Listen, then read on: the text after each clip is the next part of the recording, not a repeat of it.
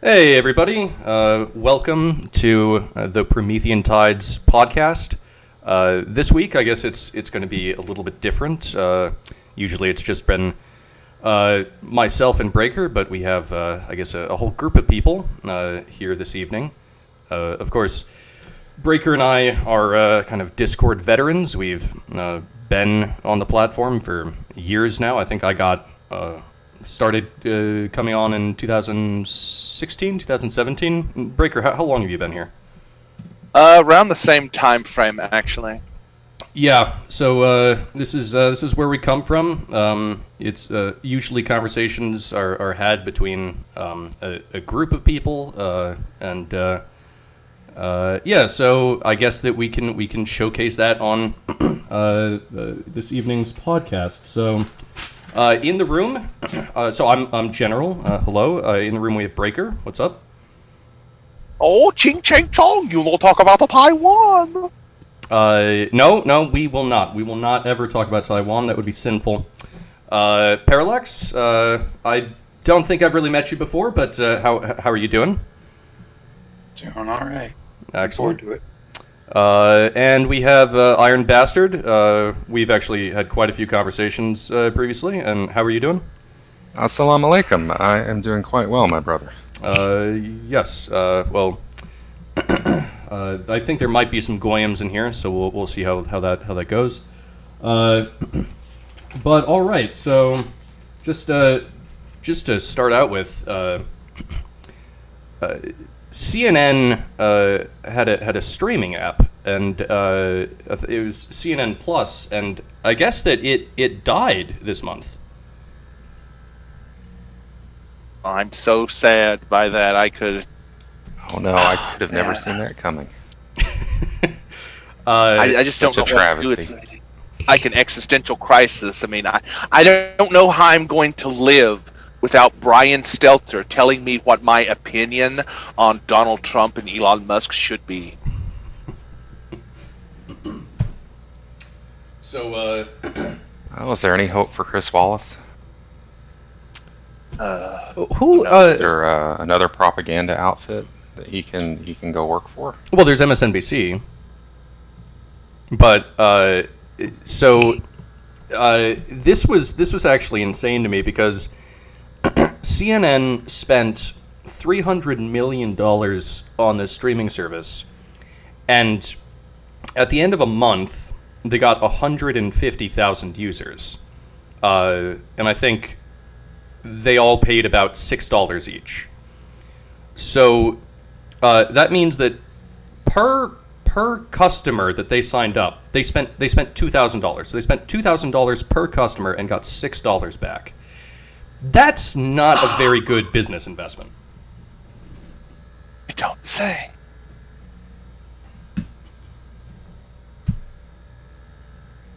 Man. I mean, there's like some fucked up business ventures you could have where you put $300 million into like a sandwich shop or something. And if the sandwich shop just flops within a month, you would get a bigger percentage of return. You'd burn that stuff down, like like the insurance, and run off. Well, we do not condone any type of fraudulent or destructive or potentially criminal behaviors on the public space, but through like completely legal and organic happenstances, like, hey, your sandwich shop wasn't that popular, you would still probably get a better return than 2% of initial investment, like CNN got. Shit, you could still sell the building afterwards. Fuck. Yeah, I mean, what is CNN gonna sell? It's like server space that they probably don't own anyway. It's like, yay, question mark, I guess. Yeah, CNN is screwed. I hope this is like the death blow to CNN, where the whole frickin' thing starts to fall apart at the seams after this. 'Cause I'm getting kind of sick of all like the legacy media bullshit merchants of MSNBC and CNN. Basically, all the mainstream media. Will there be a conservative voice on tech media? Because I see something like I would say breaking points is probably for the left for the most part, and they're real big about saying, oh, we're alternative media and everything, but there isn't really, I don't see that there's really a good platform for a real conservative. You're going to be removed from that platform if you start talking about things that don't fit the accepted narrative. Well, that That's sounds the about right. narrative on the right now. that's that broadly speaking, that's the thing. When it comes to the right, you have to censor them because they might be making good points. And when it comes to the left, you have to also keep them out of focus because they might be making bad points and they might embarrass you. So that's like the libs of TikTok. They were doing anti-censorship. They were trying to get the voices of the lefties out there and really have their voices be known and give them a platform. And this made the left upset.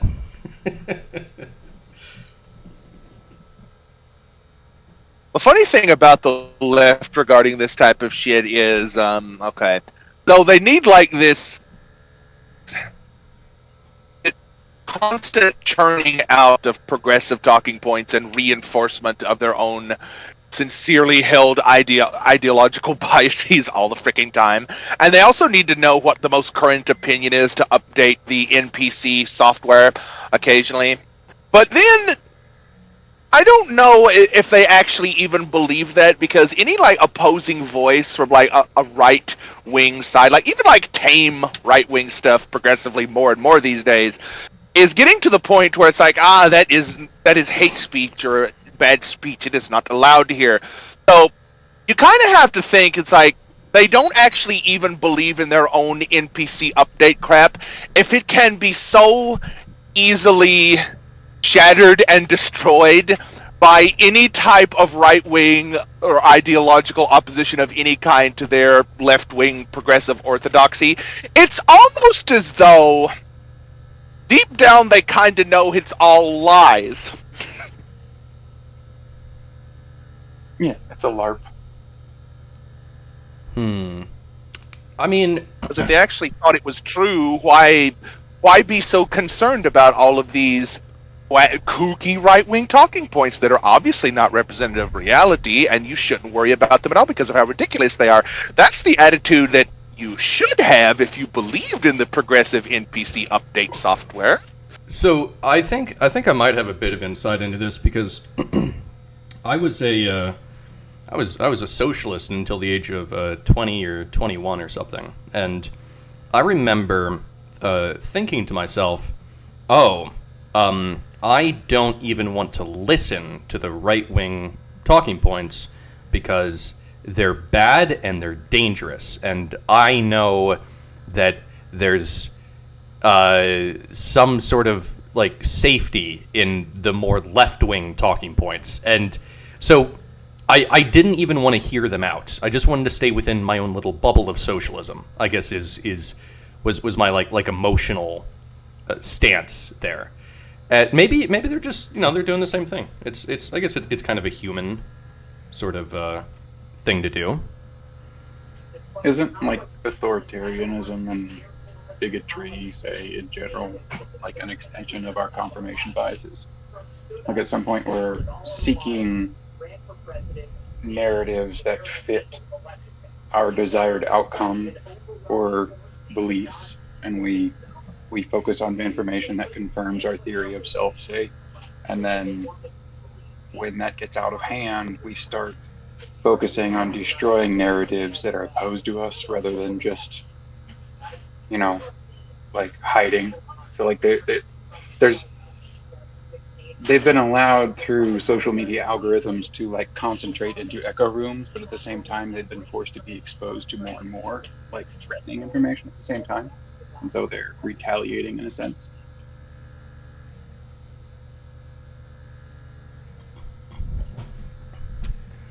Yeah, I think I can see that.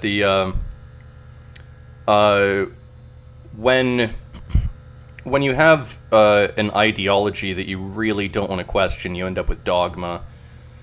And then then you end up with like you're not really trying to seek what is true anymore. You're just trying to make sure that your ideas win. Because I think at a certain point it stops being a truth-seeking exercise and it just becomes a more of a power exercise. Yeah. Yeah. Yeah. They- well, fucking human nature. They grab onto the official narratives because those are the easy narratives for them to follow and pretend like, hey, I'm not the piece of shit. It's the LARP. I'm the good guy kind of thing. But like they also have like some sense of self-utility in retelling what is true or good, and they gain like some egotistical reaffirmation externally by doing that. And so then they need the official narratives to be true because that's what they base their self-esteem on.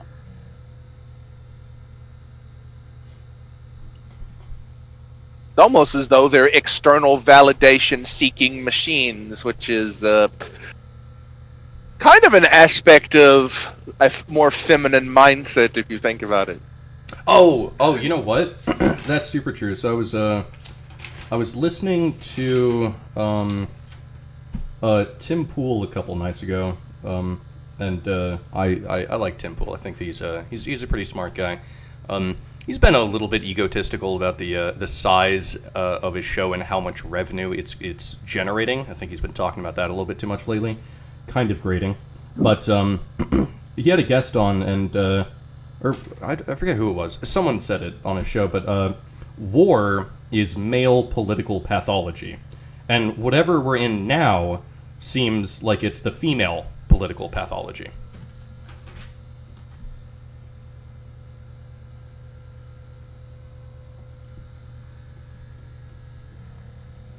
Well, you know what they say, if elevated to be equal with a man, women will become his superiors. I mean, I will always be able to bench more than my girlfriend, 100%. She will never be my equal at that. Well, if you have a society of people that are focused on external validation, then they're a lot easier to control. So politically, you would want more of a gynocentric society.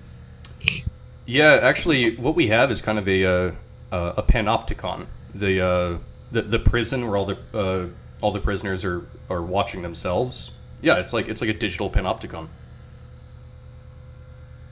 Isn't a lot of the point of external validation also because like it's like the telling of a lie? Somebody tells you a lie in order to get you to do something that you would not otherwise do. So like they're telling the lie out loud or pretending to be part of the lie because it has some utility as far as what they think they can get.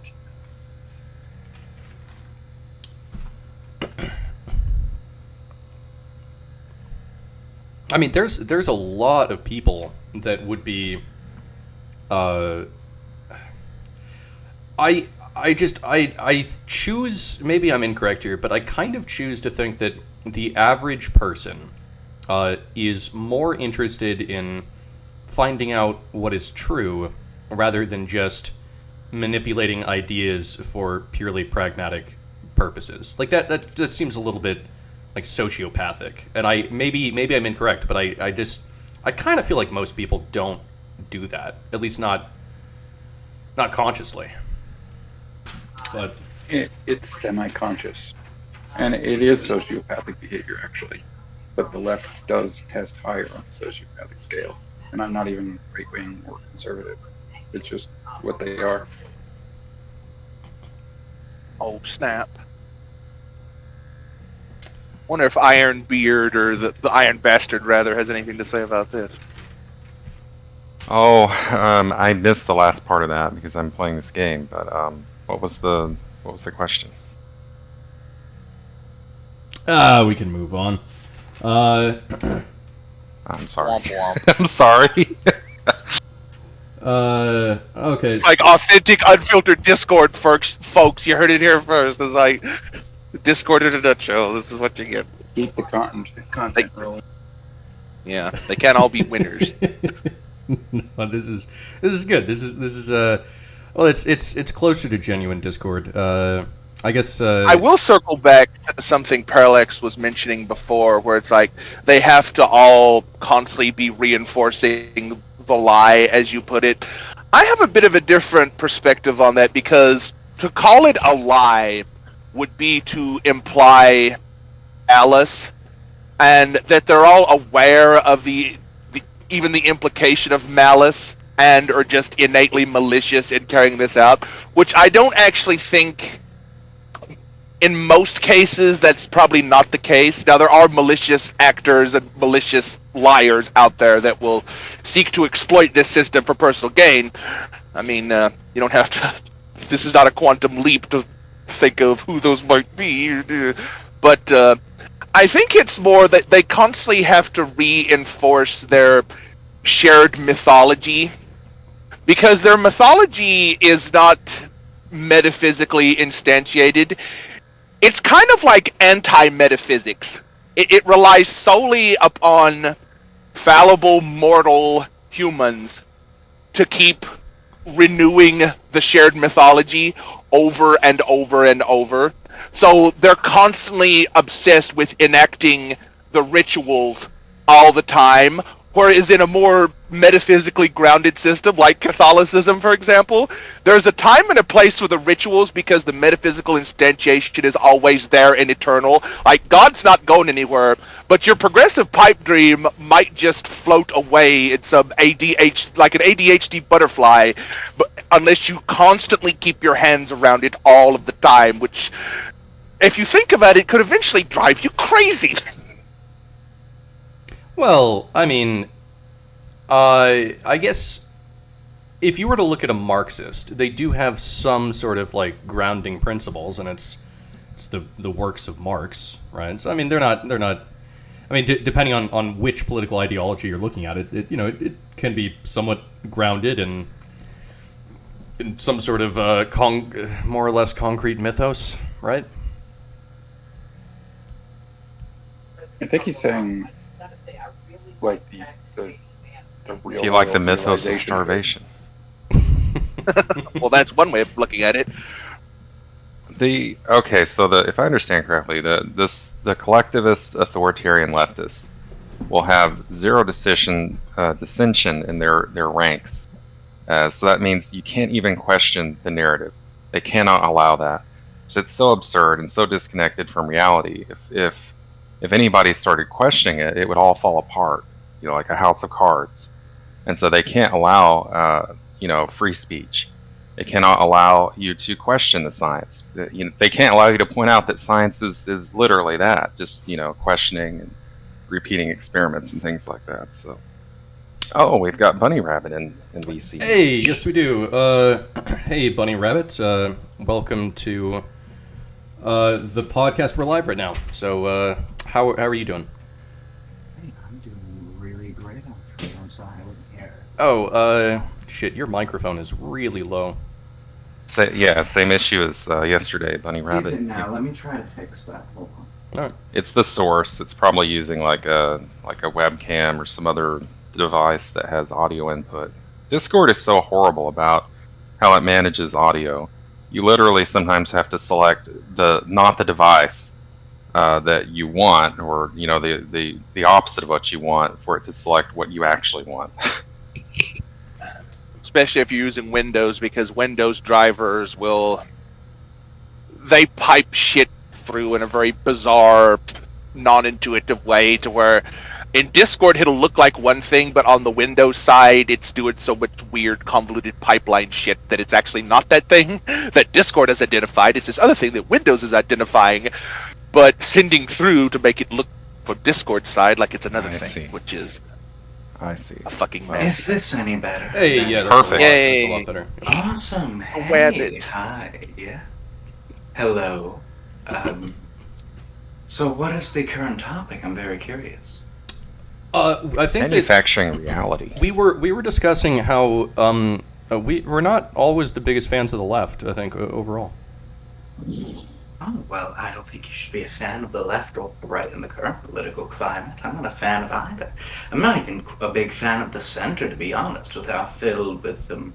Well, there's neoliberalism, there's auto-liberalism, there's a large amount of globalism. Not a big fan of any of those factors. Well, okay, so Bunny, as the resident neoliberal, what is your favorite one?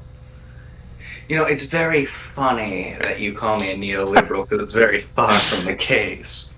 But what are you asking me? My favorite what exactly? My favorite country? My favorite ideological standpoint? I'm just a little bit confused as all. What the fuck is happening?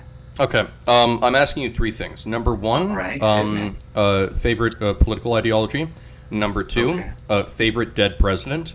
Number three, favorite movie.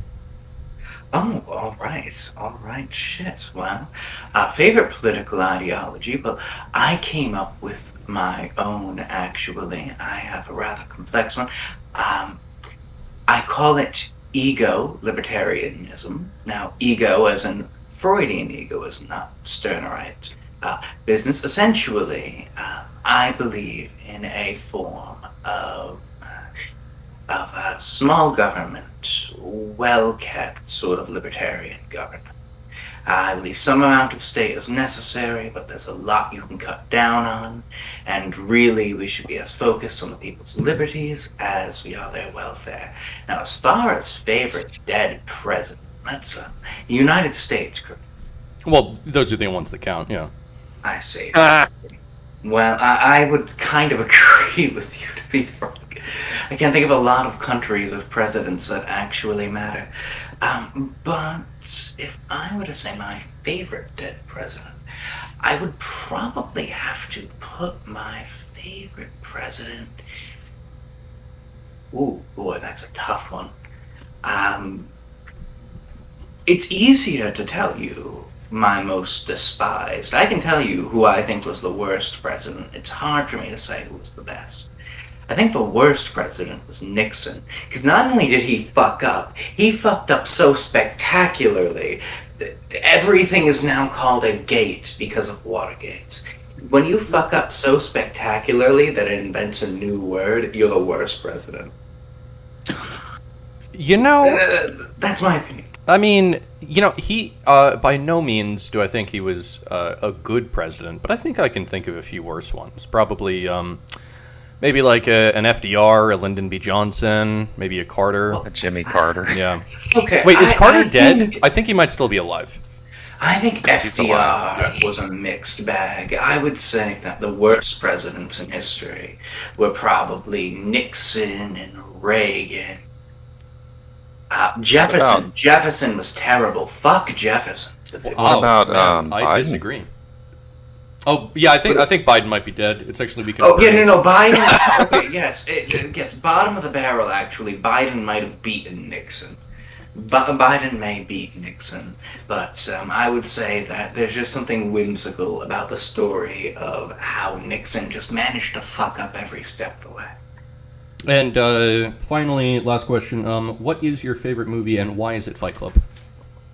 My favorite movie is actually a little Warner Brothers animated picture from way back in the day called Iron Giant. It's the story of a little boy who finds a giant fucking monstrous death robot.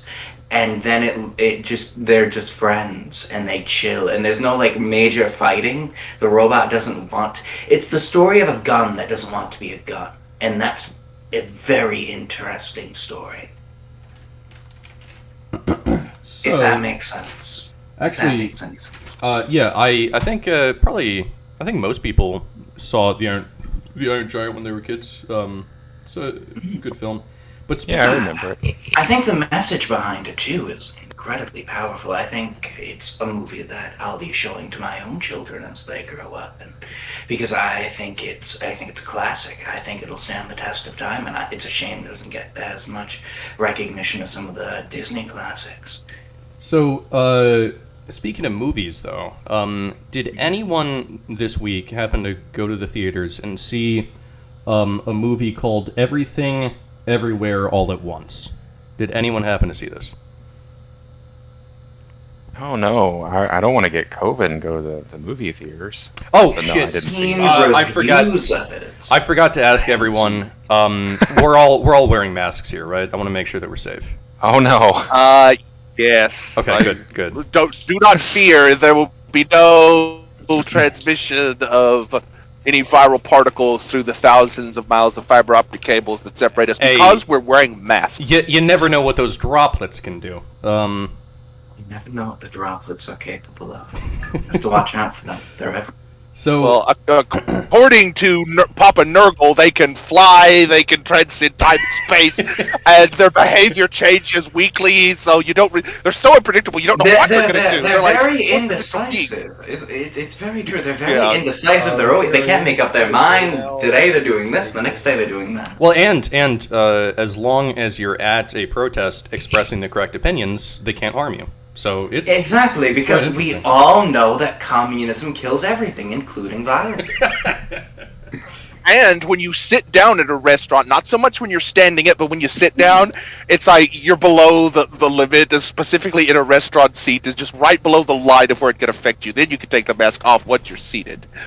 Yeah, no, that's the thing. If you're not wearing your mask between each individual fucking bite of food, you're a monster and you can fuck yourself, says the left. But the moment you ask somebody on the right, hey, can you just, like, wear a mask for people's comfortability now? There's a lot of people on the right wing who will immediately throw, like, a fucking shit fit the moment you ask them.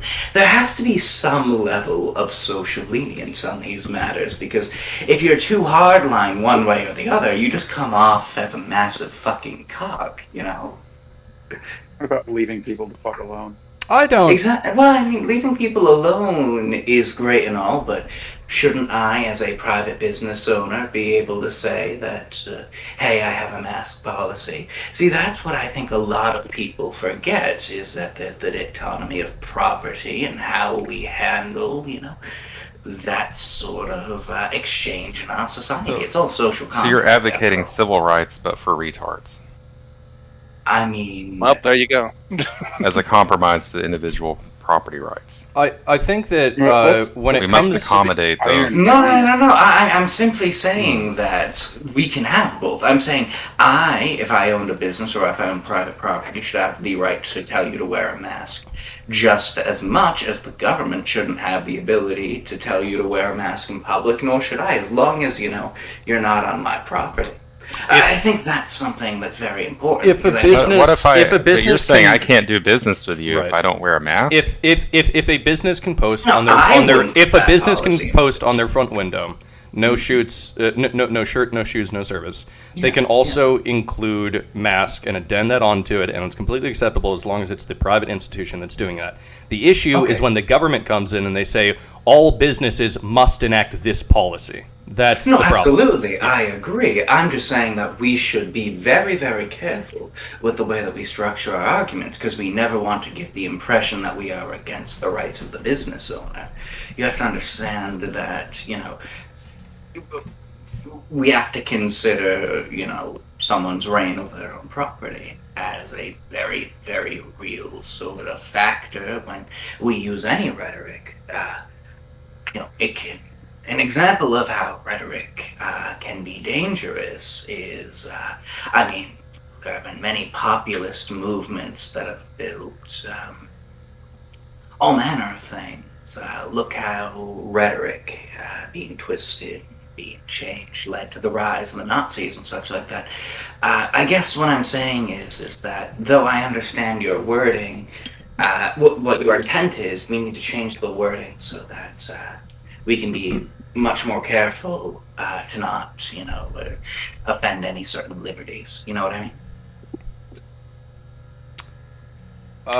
Forgive me for a little bit of a rant. Yeah, I mean, I don't think that there is any problem whatsoever with a private business mandating that you wear a mask. I think that overall, depending on where they're operating, it's going to either be good or bad for business. So if they're in the middle of, let's say, a heavily blue yuppie area, probably having an enforced mask policy is going to increase their business because then everyone will feel safe. But if you do that basically anywhere else, people are going to reject your business and say, I don't want to fucking have to wear a mask.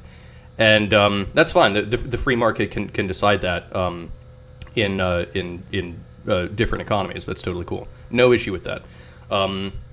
The only issue, and I think that everyone here would agree, is when Fauci comes on the TV and he's telling you what you can and can't do. Well, Fauci's a quack who has been actively laughed at by the majority of the informed for how long now? I mean, I understand that he's the science, but most people with a degree of rationality are having a lot of questions about who is telling us what science is. Do you not understand the scientific method, Bunny? It's actually very simple. When you have shaken enough hands in government, then you are given more authority, and once you can accrue enough authority, you can then dictate what is true and what is not true within science. It's the basic scientific method. Like, I feel like you don't understand the philosophy. A science. What's very funny is you see this on the left and the right. A lot of hardline left-wingers and right-wingers are invading certain areas of sciences that are very useful to them, where I have seen the wings of the social sciences, for the most part, stacked with your book-chinners and your Marxians.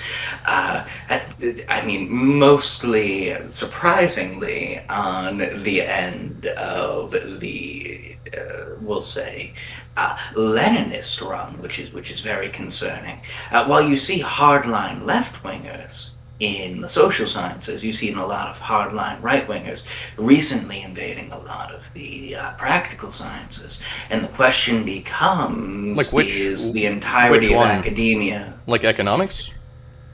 Because that's always been populated. No, actually, economics is I believe economics is considered a social science because it deals with social interaction rather than the practical sciences. I think it's kind of it's in a weird gray area, I would say. It may be because I believe it does have a lot of obviously with mathematics, so it's possible. However, what I would say is that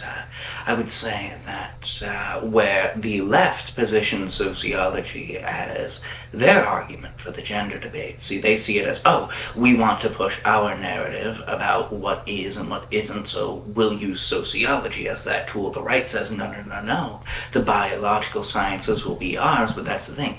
Neither of these two systems are meant to clash.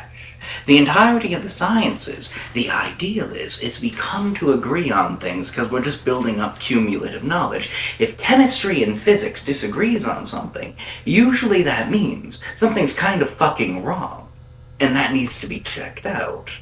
Well, I would argue that there's actually there's a deeper problem separating biology from say sociology or even psychology. So there's sort of like a connected story that has been told, right? You can start with, let's say, logic, and then from that you can get mathematics, and from mathematics you can start to try to do physics, and then when you understand enough physics you can kind of start to understand chemistry, and then when you understand enough chemistry you can start to kind of understand biology, right? And it's kind of like this unbroken chain of just that started really essentially from logic, and you blend a little bit of rationalism and empiricism in there, and you end up with the hard sciences.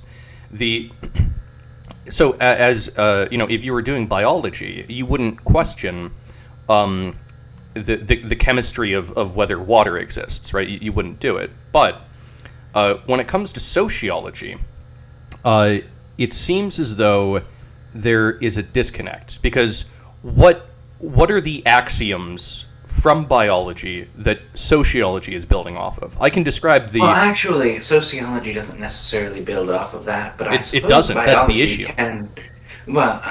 Actually, I suppose what we can find is that the bridge between sociology and biology is actually ecology, the study of ecosystems, because it's a society, at least a very primitive version of that, and how it grows by biology. I would argue to you that there is a lot of overlap. There isn't necessarily a whole lot of great names for that overlap that at least I know, because I'm not a scientist in that regard. I'm much more well studied in philosophy. I think that the best bridge that really exists when it comes to a biological system and something more abstract would be ecology versus economics. Well, the whole reason why I brought this up. Wait, just real quick. So it's ecology versus economics. I think that there's actually a ton of parallels between the study of ecology and the study of an economic system, because both are essentially about the distribution of scarce resources. So those actually hold hands really well. To some extent, I could see that angle being put on it philosophically. That's not quite the angle I go with. In fact, I see nature as a beast that needs to be tamed and mastered rather than bent to. But in any case, the reason I brought classic this up to begin with, neoliberalism. Oh shit. there's nothing neoliberal about saying that while we are animals, we can always strive to be above and better. We can always strive to better the general human condition through all sorts of wonderful industrialism and new technology. There's a way forward for everyone, and it is on the backs of well-meaning reform, I would say. But that's beyond the points. Where was I? Because I originally brought this up for a reason, and that was to say that it seems like in academia there is a large amount of left-wing and right-wing bias that is flooding in and pitting the sciences against each other. Where is the right-wing bias flooding in? Are they going into physics? Like, what are they trying to enter? Now, keep in mind, this is my own subjective experience and what I have seen. So maybe this isn't the case wherever you go, but I have seen a lot of, very Ebola-ite, very extremist sort of, I would argue, neo-fascist elements beginning to form in a number of scientific institutions, such as I have seen it in the wings of, history buffs, especially, I would say history buffs and mathematics, and I would say biology is specifically where I see the largest amount of people who, appear to be on a more authoritarian right-wing sort of bent, for whatever that means in current society. Because right-wing can mean a lot, which is why I mentioned men like Evola as a primary inspiration. I see. It seems especially clear that most of the individuals who I see arguing for what I would call the right-wing extremism tend to be the more authoritarian types. You tend to see them grow out of the sort of ANCAP mentality by 13 or so. So I don't know. I haven't quite seen the very many fascist biologists. I don't think I've ever actually met one. I'm not saying that they don't exist. I don't know if that if that is a thing. I think that it would be such a smaller group of people than say the Marxist influence over sociology. I think that the two things are completely disproportionate in scale. Is I would guess. argue isn't to you, history that the closer problem to sociology, isn't, though? Isn't history closer to sociology? Not at some necessarily. Well, it's not my field but of study. Your interpretation of history, or like what you choose to chase with, like, say, a confirmation bias, is largely based off of like your interpretation of yourself. So, like, progressives are in a lot of the social sciences, but one of the places you find them that's really odd is in computer programming, because you would think, because they have like low conscientiousness, low sense of consequence, that they would not do well there. But the social aspect is filtered out of computer programming, so they can actually function quite technically well in that, when you would think that they wouldn't be able to. But if you Well, I would raise also, social questions within those communities, they lose their marbles. I would argue Like as well that there's actually an economic tie here. It's that I think a lot of these people pay it because, well, frankly, a lot of these people, and I don't think they're necessarily bad people. I think most people aren't horrible savages. I think we go into most things with at least decent intentions. But what I would argue to you is, I'm sorry, where were we? I just lost my train of thought. Extreme right wingers in the hard empirical sciences, and extreme left wingers in the softer social sciences. Oh, yes. I would argue that, frankly speaking, I think it's less of a problem right now of left or right, because the left and the right are just a byproduct of a current, much more sinister authoritarian element. See, the fact is I say that I am against the left and against the right, not because I believe that there couldn't be a better left and there couldn't be a better right, but the fact is what have we got for options? We've got we've got a group of utterly sadistic authoritarian types who call themselves liberal, and we have a group of ignorant backwoods folk who call themselves men of the Republic. And then, beyond that, what do you have? There's ordo-liberals in Europe and all sorts of traditionalist elements. That's not great. Islam's on the rise. I think that might be a bit of an oversimplification of two groups in America. Like, for instance, I am a libertarian who sometimes fantasizes about becoming an ANCAP or an anarcho-primitivist, one of the two. Well, yes, we've all had dreams of a log cabin. Yeah, absolutely. But I don't honestly. Maybe I'm not seeing it. Maybe I'm I'm in the wrong group of people. But I don't see that many fascists. I don't see them that often. If I may, I don't believe there's that many fascists. I believe there's that many authoritarians. I believe there's that many people who would trade their essential liberties for some amount of comfort. I believe there are a number of people who, knowingly or not, no matter what they actually purport to be, when it comes time to vote, they will either roll over for the authority or get so washed up in the spectacle. I mean, read Guy Debord. If you don't believe me, we have some media that's fucking brainwashed people. So either people get drawn into the spectacle, go fucking raving wild, and support the authority in a nationalist bent on whatever of the two fucking old weird pedophiles you got on stage tonight. The point is, the fact is that there's just nobody who I can honestly tell you that I believe when it comes time to vote is actually really libertarian anymore. There are very few people who are, because in the end, if anybody was like that, let's just say there wouldn't be two pedophiles on the podium every 4 years.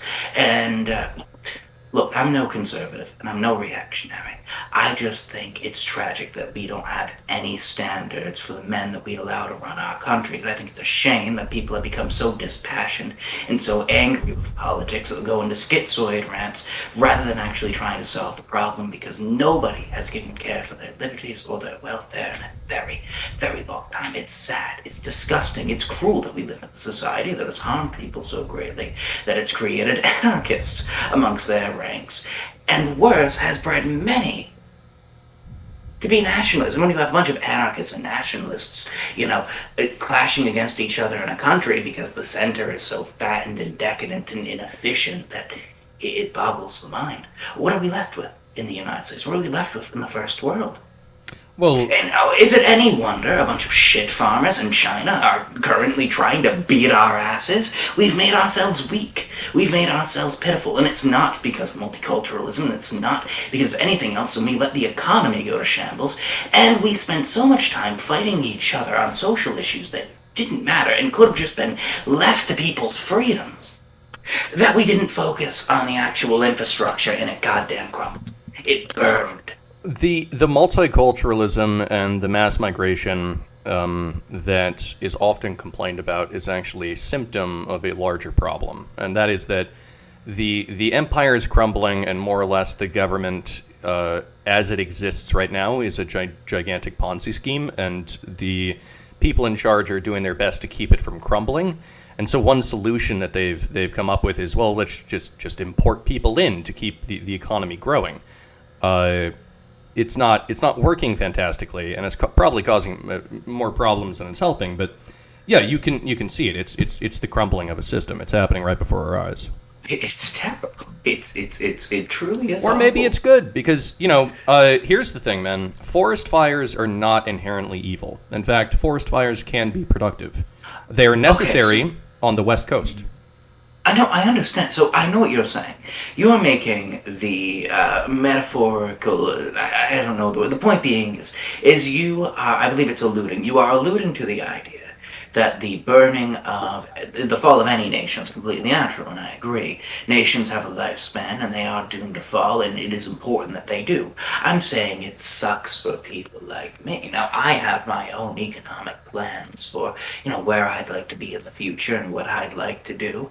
Let's just say I plan, if I am staying in the country for very long, to be staying in a very, very, very, very remote area of the woods, because frankly, I think it's all fucked up and shitty in society. So why wouldn't I take some nice close friends and abscond from it and build a little tiny society where people are friends and can just chill and help each other. Like a commune. Well, I mean, I don't like to use that word. I think what I'd prefer to say is more of a campground, a little libertarian little campground where my friends and I, we can take our partners and just fuck off into the woods and wait out society, because the whole economic collapse and Dust Bowl 2 kind of fears are certainly not helping anyone, are they? I mean, let's face it, food shortages are coming. They certainly are coming. Go ahead. You guys are both. Hey, speaking of that, right? I was gonna contribute. To some extent. Hey, Ironbeard wants to get in. Well, no, I was just, I happened to be emailing my client about an article I saw on Zero Hedge about FBI warns of targeted cyber attacks on food plants after mysterious rash of fires. And the first time I saw, this note about food processing and packaging plants caught on fire across the country, I thought, is this just some sort of bullshit where they're being paid to do some kind of arson or whatever to kind of further artificially increase, the cost of food and food scarcity and, just policy-driven issues that we have domestically. But what they're implying is that it's those Russians again that they're hacking the infrastructure, basically disrupting, supply of seeds and fertilizer and things like that. I think it's policy driven because nobody can say. I don't know if you guys read about Union Pacific and their constraints on how much fertilizer they can move around and things like that. But you guys mentioned Bunny mentioned that we're going to have food shortages, and I agree. We are. Oh, it's coming. Frankly speaking, I'm talking a lot behind Beard about this. I don't care what side of the political spectrum you're on right now. If we can all agree that the authority is dangerous, I think the best things that we can hope for right now is to do some sound investment to preserve our purchasing power, because stagflation, it's here. It's already here. And it's getting worse and worse and worse. And it's not going to stop getting worse with all the money they just printed, those last 2 years. And all the more money they're going to have to print year by year because the government has quotas after all. The fact is that I've been putting a lot of money into silver, and I'm going to be putting a lot of money into commodities futures and into foreign currency. In case things go south, take a page from some of the greatest bankers in the world, the Jews. It turns out when when you're expecting your own currency to fucking fizzle, you just invest in other people's currencies. Speaking and then of- buy when the buying's good. Speaking of Bunny, did you see that Israel's changed their? I think they lowered the amount of dollars they hold and replaced it with yuan. Oh, So I excellent. think they're. Yeah, I think Oh, it's that's good news. That's really good yeah. news. down to 60%. I think so. So they've got a split of like I think they're holding 60% dollars and 40% basket of currency. And I say something like that. Israel's a great. I think Israel's a great investment for currency right now because here's the thing: not only is Israel basically the best bank the entire world has to offer, but their military technology. Look, they were they were a pretty damn good name in weapons and security solutions before. They've come back in a big way over the past few, decades due to American spending. I'm just saying. I don't think you lose I think money that with Israeli I think that has a currency. lot to do with American spending, to be honest. But this is what I will say. Okay, number one, I think that we could all just fuck off and go live in the woods. That's definitely a possibility. But look, here's the first thing that I want to do. Obviously, no matter who gets elected, they're going to be an old pedophile, right? So let's just, if we're going to get someone in, let's just get more of a libertarian-leaning old pedophile in there, rather than an authoritarian one. Okay, we can all agree with the libertarian old pedophile. The other thing, though, is that this breakdown in our supply lines, this is a direct result of what is grand-scale siege warfare, I believe, right? Yeah. You have you have a ton of food and fertilizer being produced in both the Ukraine and Russia. Now, this is probably going to end up hurting Europe more than America, but it will be hurting us, and I think that this is specifically a strategy on the part of Putin to just kind of invade Ukraine, but not completely take it overnight. Just kind of shut down the whole economics of the situation. Make it so that oil skyrockets and the price of food skyrockets, and he's attacking the West where it really hurts, which is our supply lines. That's the thing that we really don't want to be fucked with. And it's not just him. I mean, it's China too. They're a lot. Whether it's policy driven on purpose or not, but it's a. I don't mean to get into this topic. I know before the podcast started, I mentioned there's a company that shipped me a little black box, and the reason they shipped it to me to look at, I have nothing to do with this stuff typically. I'm a programmer, software engineer. There's they suspect that there's a little lithium ion battery that's gone bad. They can't get parts to replace it, and you look at the used part. And this is for a trucking company. You look at a used part for this little module. It's like $7,500 online just for this little tiny black box. And so I cracked it open, took a look at it, and I'm scouring the internet to find a data sheet and everything to find the particular information about this little lithium ion battery, so I can see if I can replace it. And that's how things are right now. Because without that little module, the truck doesn't work. It doesn't start. It doesn't run. Yeah, I think Parallax had some economic opinions to get in here. Speaking of economic opinions, these are solely the opinions of the various producers of this podcast and do not constitute financial advice. Never take financial advice from random avatars of metamodernism, bunny rabbits, poison dart frogs, Vikings, or DC comic book villains under any circumstances. Yes, yeah, no, certainly. As your trusted family financial advisor, I suggest that you don't take financial advice from people on the internet. Hey, I say fuck There you it, go. try it out. By the way, Why not? Parallax, What you would have some hurt? economic knowledge. Never bet more than you can, but hey, why not bet some of it, right?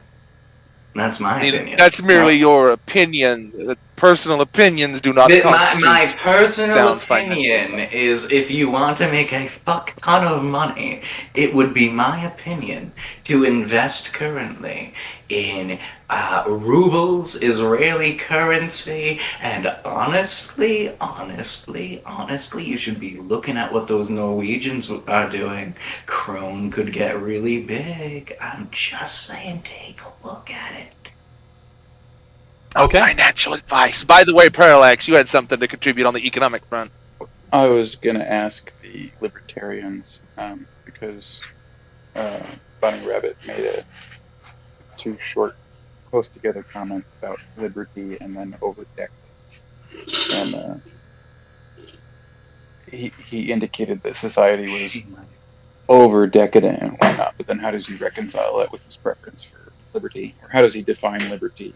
So you're talking about how it's she, by the way, but you're asking how what I mentioned, something to the effect of I find the neoliberalism to be decadent. So perhaps decadent isn't exactly the correct word, and forgive me. What I mean to say when I say that I find neoliberalism, and ordoliberalism by extension to some extent, to be very decadent, is that I find that they are very slow, lethargic systems, wherein an overance of bureaucracy and corruption and hand-holding of the literal fucking politicians has led to essentially, a game of popularity and showmanship and basically children. I would say that now more than ever, our politicians are more akin to celebrities as they drink like $50,000 wine, which, by the way, why are public officials paid so much as it is? And even with the pay that they get, which is substantial enough, how do they afford all of the extra stuff to get it? I suppose what I say by it's decadent is that it's corrupt, rotten, and absolutely, just oversaturated. The moment your country has to employ entire halls of bean counters in order to sustain even a small portion of it, there needs to be a discussion as to how big this government's getting. Actually, a small counterpoint. I think that there might be some merit in paying our public officials, especially our congressmen and our senators, more money. And that's because if they make more money, they might be less inclined to engage in the open corruption that we call lobbying. Also, and insider trading. And also the insider trading. I mean, I'm not saying that it's a best solution or that it would really fix that much, but I could see an argument for actually increasing the salaries of our representatives. Now, of course, you have to run it by these men, so I don't even know if they'd go for your plan, let alone mine. But I would honestly say that in any nation, lobbying should be considered treason. Buying politics should be treason. Well, it's corruption. I believe it's certainly corruption. I believe it should be treated as and as harshly as treason. I believe that using money to sway a country's politics is an absolutely disgusting perversion of not even democracy, politics itself. I think that might be. Go ahead. If a business gets government contracts, they should not be able to contribute political money. The definition of businesses, this is one place where I agree with the left. The definition of businesses as a person rather than as an agent of people is deeply flawed. I think that the issue here is that this is a misunderstanding of what a government is. A government exists because it makes good trades with people. and I guess by people I mean the manufacturers and the wealthy people and the people who employ other people.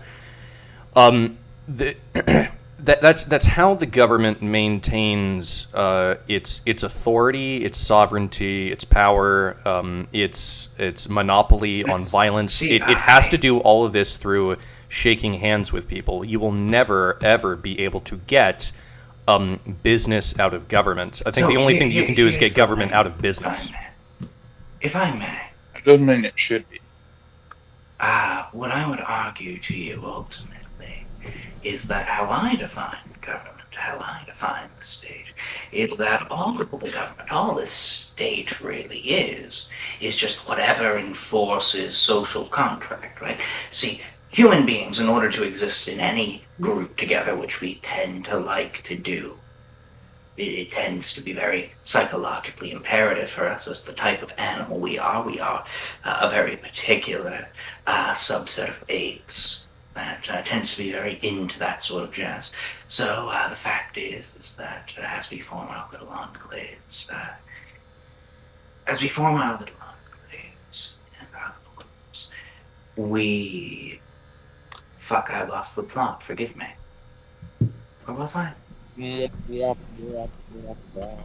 Oh, no, I remember, actually. Sorry. So, what I was going to say is essentially... I believe what I was going to say is something to the effect of... What we find is that the government forms as a way to enforce those agreements that we make, because we have to make agreements to exist in any form of society. You know, we can't all disagree because that breaks down into fighting. Usually the most simple agreements we make are, hey, let's not rape or beat each other. You know, those are usually the big ones that tend to be made thievery to. Most people tend to make that agreement right off the bat when building a new civilization. Now, here's the thing. The government can be as simple as two men's wills. So, you know, the government could be as simple as, oh, if you don't do the thing, we all beat you to death. The government can be as complex as the U.S. government and all of its legalist bureaucracy. Tribes are a type of government. Their agreements are there, and they have a method of enforcing those agreements. That is a government. Now, in this regard, as a legalist institution, perhaps what we should consider is that maybe the government needs to be kept small, as does the business. Maybe, the best way to handle the economy isn't giant fucking corporations. It's small and tidy local joints. Local establishment. And I'm not proposing socialism to you.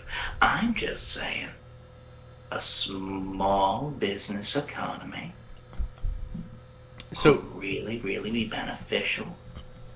Small owners. Small owners, small business, I agree with local this. Factories. I saw bring more industrial manufacturing on board. Right. Absolutely. I saw a commercial the other day because I was watching a TV show. By the way, Lodge 49, fantastic TV show. It's available on Hulu. I just started watching it. Fucking great TV show. But I was watching it and I saw this commercial, and it was a commercial paid for by Amazon Prime, and it said since the whole COVID thing, the supply lines have gone to shit, but Amazon they've actually increased their ability to transport goods to the American consumer, and so support bill whatever that would give Amazon even more power to take over the supply lines. And I just shouted "fuck you" at the commercial, because I agree with you. We don't want a fucking Amazon controlling 50% of all business transactions. What we want is a series of small businesses. But here's the thing. Exactly. So I guess that this is kind of an open question, but and I think I might have my own idea of how this is how this actually operates. But with a smaller government, how is it that you would prevent monopolies from forming in the free market? If you want to shrink the government, wouldn't you then... Oh, you misunderstand Okay, me, dear. You assume I want a free market. Yeah, I thought most people did. Okay, what do you want?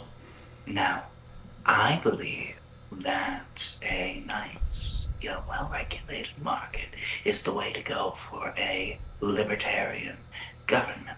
The best way to handle things is to have very, very, very extremely, libertarian social policy. As far as the economy goes, well, look, I'm not proposing anything too rash, just a tax system, I would say that, and I know you yucky taxes, but just hear me out, right? I think there's only 4 taxes that you need in order to build the sound foundation of a stable government.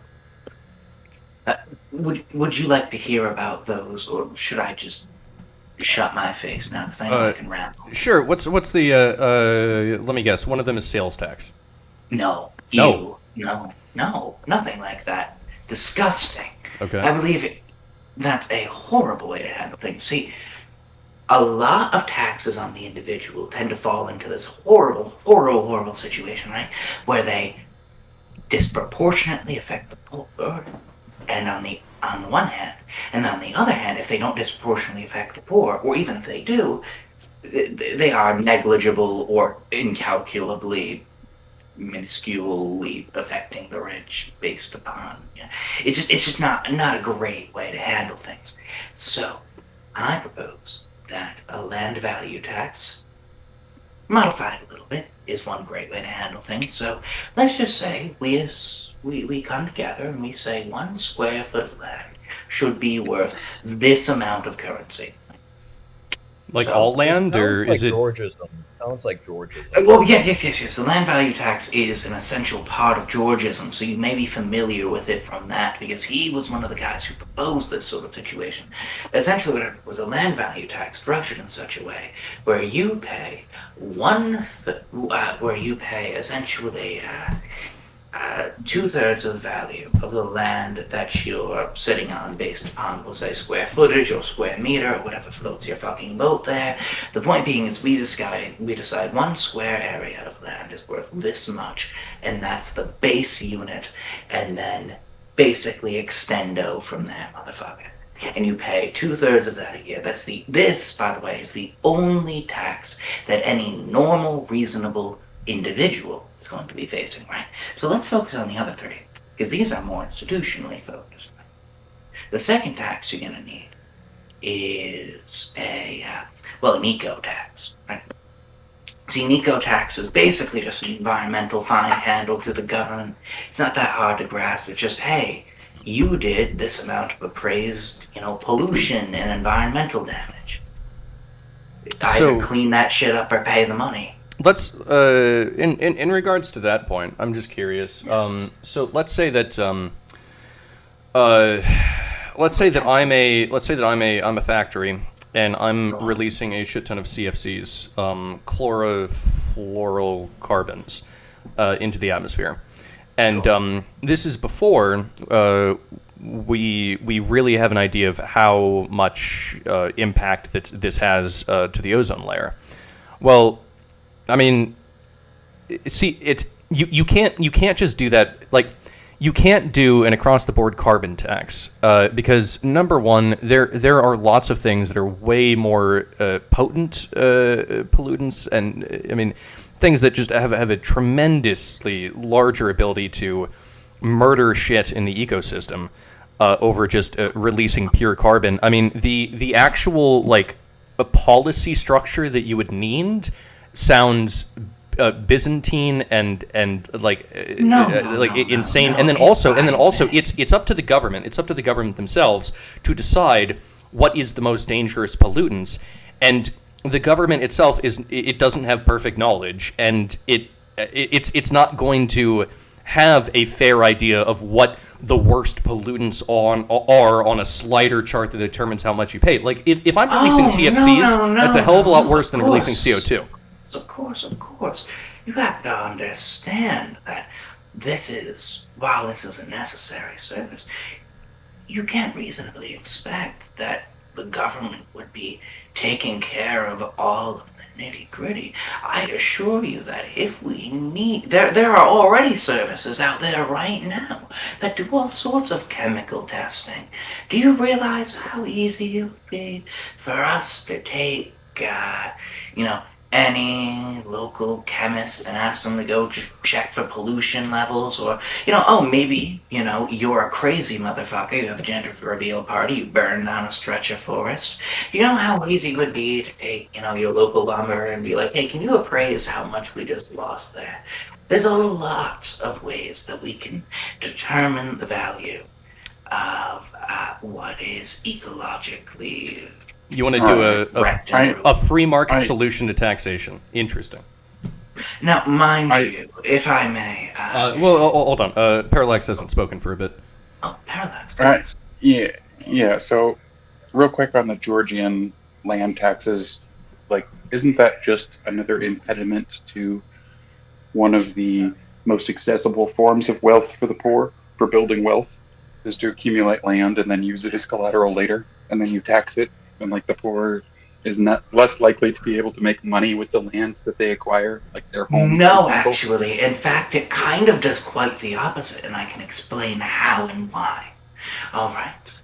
So the thing with the Georgian land taxes, you have to realize the majority of landowners in the developed world are big, rich, fucking assholes, right? Now here's the thing. You've got to figure, with a land value tax, the more land you have, the more that square footage you have, the more money you're paying. This actually harms those rich people in the end who have massive accumulations of land, and forces them, if they want to, keep that land, to either develop on it and make a profit and actually justify the keeping of that land, or, they just... Who's going to want to sink that much into empty land that you're not using? Shrink, shrink, shrink, shrink, shrink. Now, I agree that in the end, it makes the land market much more accessible to the poor, because poor people are an entrepreneurial sort. They tend to chase money, and land is an easy way to make money. So, the working man, especially if there's industrial incentivization in the nation, will probably see that and be like, you're gonna see instability, though. If all the rich people dump all their excess land, then there's an excess of land on the market. And then supply and demand kicks in, and then all of right. Yeah. But you have a supply for industrialization or whatnot that is limited compared to the demand. Or say that all the poor people acquire land, but then you're going to have price instability there. They're not necessarily going to be able to get returns. So under current property match a fixed tax. Under current property systems, I would agree with you. Yes, that can be an issue. However, if I may, what if I propose to you, right? So I don't believe in zoning and such like that. That's a big thing that I think is very silly. I think the idea that any land should just be used for housing, just be used for this, just be used for that, the way I see things with land value tax, you're already incentivized to do as much with the land that you have as possible in order to maximize your profit, right? So with the removal of zoning laws in that regard, what you're going to have is people essentially building tower communities. You're going to see buildings stretch upward, not outward. You're going to see more and more services being provided.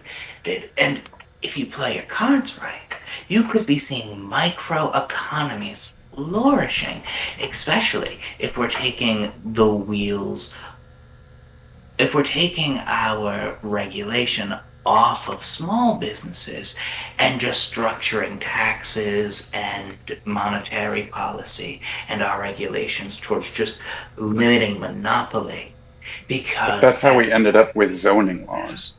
Is because everybody found out that their neighbors were obnoxious. but that has nothing to do with what I just said. How does being obnoxious have anything to do with? Because people put zoning rules into place within the communities because they were. That has nothing to do with They monopoly, did. though. But I'm not just talking about monopoly. I'm talking about you're saying that they won't be limited in their use of the land and it'll all be industrial, and that's not going to be the case. Yeah, People so don't you're saying that want if that people, because nobody wants. yeah, you say nobody wants that, but it's naysayers like you that's led to literally the situation that we're in. Hey, nobody wants that. Let's have zoning laws. Oh, now zoning laws fundamentally limit massive sectors of the economy and lead to. I'm not saying. No. I'm I'm not just arguing saying- that zoning laws are. You're arguing that people will naturally gravitate towards them, is what you're saying. Is that not To correct? some degree, yeah. Well, that's the thing. You can. You have to don't, understand the foundations hold of on. this nation You and don't- the situation that we're in now. You don't necessarily need zoning laws, because you can actually come up with a non-government version of that, and that's called the homeowners group. Homeowners Association. Yeah, and that's Yeah, Which now- are now also that is often correct, very however. obnoxious. Now, okay, yeah, but if you have an obnoxious homeowners association, if you don't like the obnoxious homeowners association, there's a thing you can do, right? There's a thing you can do. It's a thing Right. that it's that I'm not defending large government at all here. I'm a distributist, so the small economics, small government sounds great. yeah. I'm simply that's saying that, bullshit. The But I'm not structure that the distributing. government is taking is following what people wanted, even if it's being abused. Well, if I might, here's what I would argue to you. Yes, it's following what people wanted, not necessarily want. Now, let me make an argument to you. Early America, what was it? A bunch of fucking quiet little hovel towns where the most action you'd get is a wild animal ate Jerry. There wasn't a whole lot of stimulation, right? But throughout the years, these sort of people who like their peace and quiet, and they like their silence and their niceties, slowly over time poisoned American politics, right? Now, with the advent of technology, something else happened though. People, all of a sudden, in the 70s, 80s, and 90s, were fucking hit with a massive wave of stimulation, and now in the 2020s, that's all they crave. They like stimulation, right? So I propose to you, if people don't know that they want this, what I'm proposing to you is we have such a, stimulation starved, like hyper fucking schizo, like internet addicted society, that if we were to give them some bright, shiny, flashy fucking whatever noise, something to distract them outside to go fuck around with, I think they'd come over it. I honestly think they would.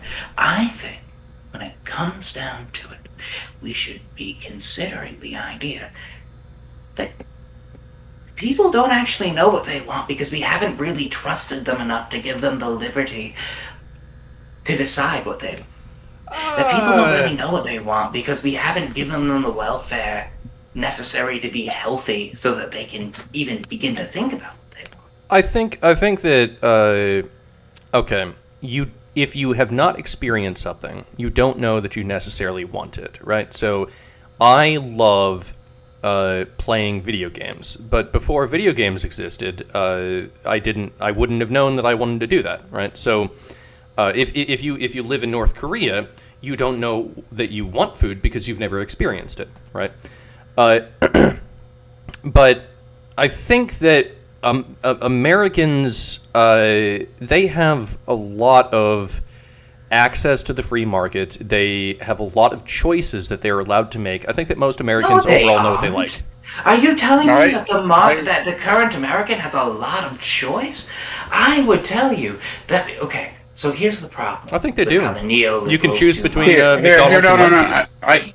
I have Parallax, an get analogy in. for this. Yeah. So if you make the argument that people don't know they want to make a choice because they've never experienced it, then by that reasoning, you all need to become Catholics because that's really what you want. You just have never experienced it. No. Ah, there you go. I truly, Convert to I Jesus. understand your argument there, but what I'm proposing is not necessarily a forcing of my ideals on anyone else. What I would argue is that I'm not going to force like you. I'm just any saying you should. Well, no, I'm saying that the best way to do things is to lead by example. I would say that I have my ideals. I will say them outright. If people come to agree with me, they come to agree with me. If they come to want to practice my ideals, so be it. And if they come to find these agreements and we come to, form our contracts and stuff, I'm happy. Because that's my plan in the end of things, to go to the woods with those who, share at least, some amount of agreement with me to where we can function together as a little society. And I can spend my twilight years away from the burning of everything around me, you know what I mean? I hope that... I That's a little absolutely bit agree with you there. In a lot of ways. It I sounds agree like- with you there. It's Well, just, wait a I minute. don't see how that justifies the I Georgian feel like tax.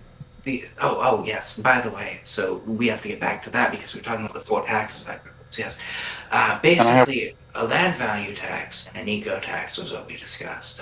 I believe the land value tax is incredibly useful, and we came to this because you had mentioned that you were very curious about how that would affect the poor, I believe, and I mentioned how it would actually free up a lot of land for the poor. In fact, I believe there's a lot of land in the United States that's like just old forts and all sorts of just shanty desert like ghost towns that they preserve that could be easily just sold off to private interests or to just or even if you wanted, subsidized cheaply and given to industrious or enterprising low-income individuals to see what they can make from it. There's a lot of land the government has that they just don't use. What about the national parks? Do you think we should be selling those off? I mean, there are sections of certain amounts of unspoiled wilderness that we should perhaps keep around, environmentally speaking. But there's a lot that can go. I would argue to you that anything that's not like literally Yellowstone or Zion can probably be, looked at with some scrutiny. We can just homestead it. I mean, I would love to homestead it. In fact, I'm planning on doing that. Like I mentioned, those who agree, well, I have a close friends who I'm in contact with who have mentioned that they would actually be interested in abstaining. My own partner, but she was very, very interested in going on that sort of adventure together. So frankly, I would recommend to anyone who's listening. I mean, currently what I'm doing is while I'm in college, I'm taking whatever money I can and putting it into investments, foreign currency, silver, and copper. Yes, more investment advice. We understand. Such like that. It's all for the purpose of I'd like to run away with those assets, and if things get bad, I have some currency and some copper and silver for trading. I'll have some food on hand because we'll be growing it. Well, So, on the second tax, then, how do you expect that you will not have something equivalent to the bureaucratic state or the the sociological experts? are you asking Pollution me? tax. Can you imagine So how that- powerful the EPA would get? I mean, like, it's just hold be on a a bunch second, of Dr. hold on a Fauci's, second. wouldn't it? Yeah. Well, EPA, Greta Thunberg, Dr. Fauci's. No, if How dare you! If I may, you're asking me how you can prevent large-scale bureaucracy. You're asking me how you can prevent that. You really, really, really, really, really cannot, actually. I'm I can not asking explain. you how to avoid large scale. It will happen eventually. All states towards the end of their life cycle get big and for their britches and fuck up.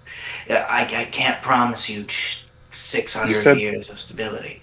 I can You said promise the you. government shouldn't do it. It should be free market solutions. But then you Do what? immediately.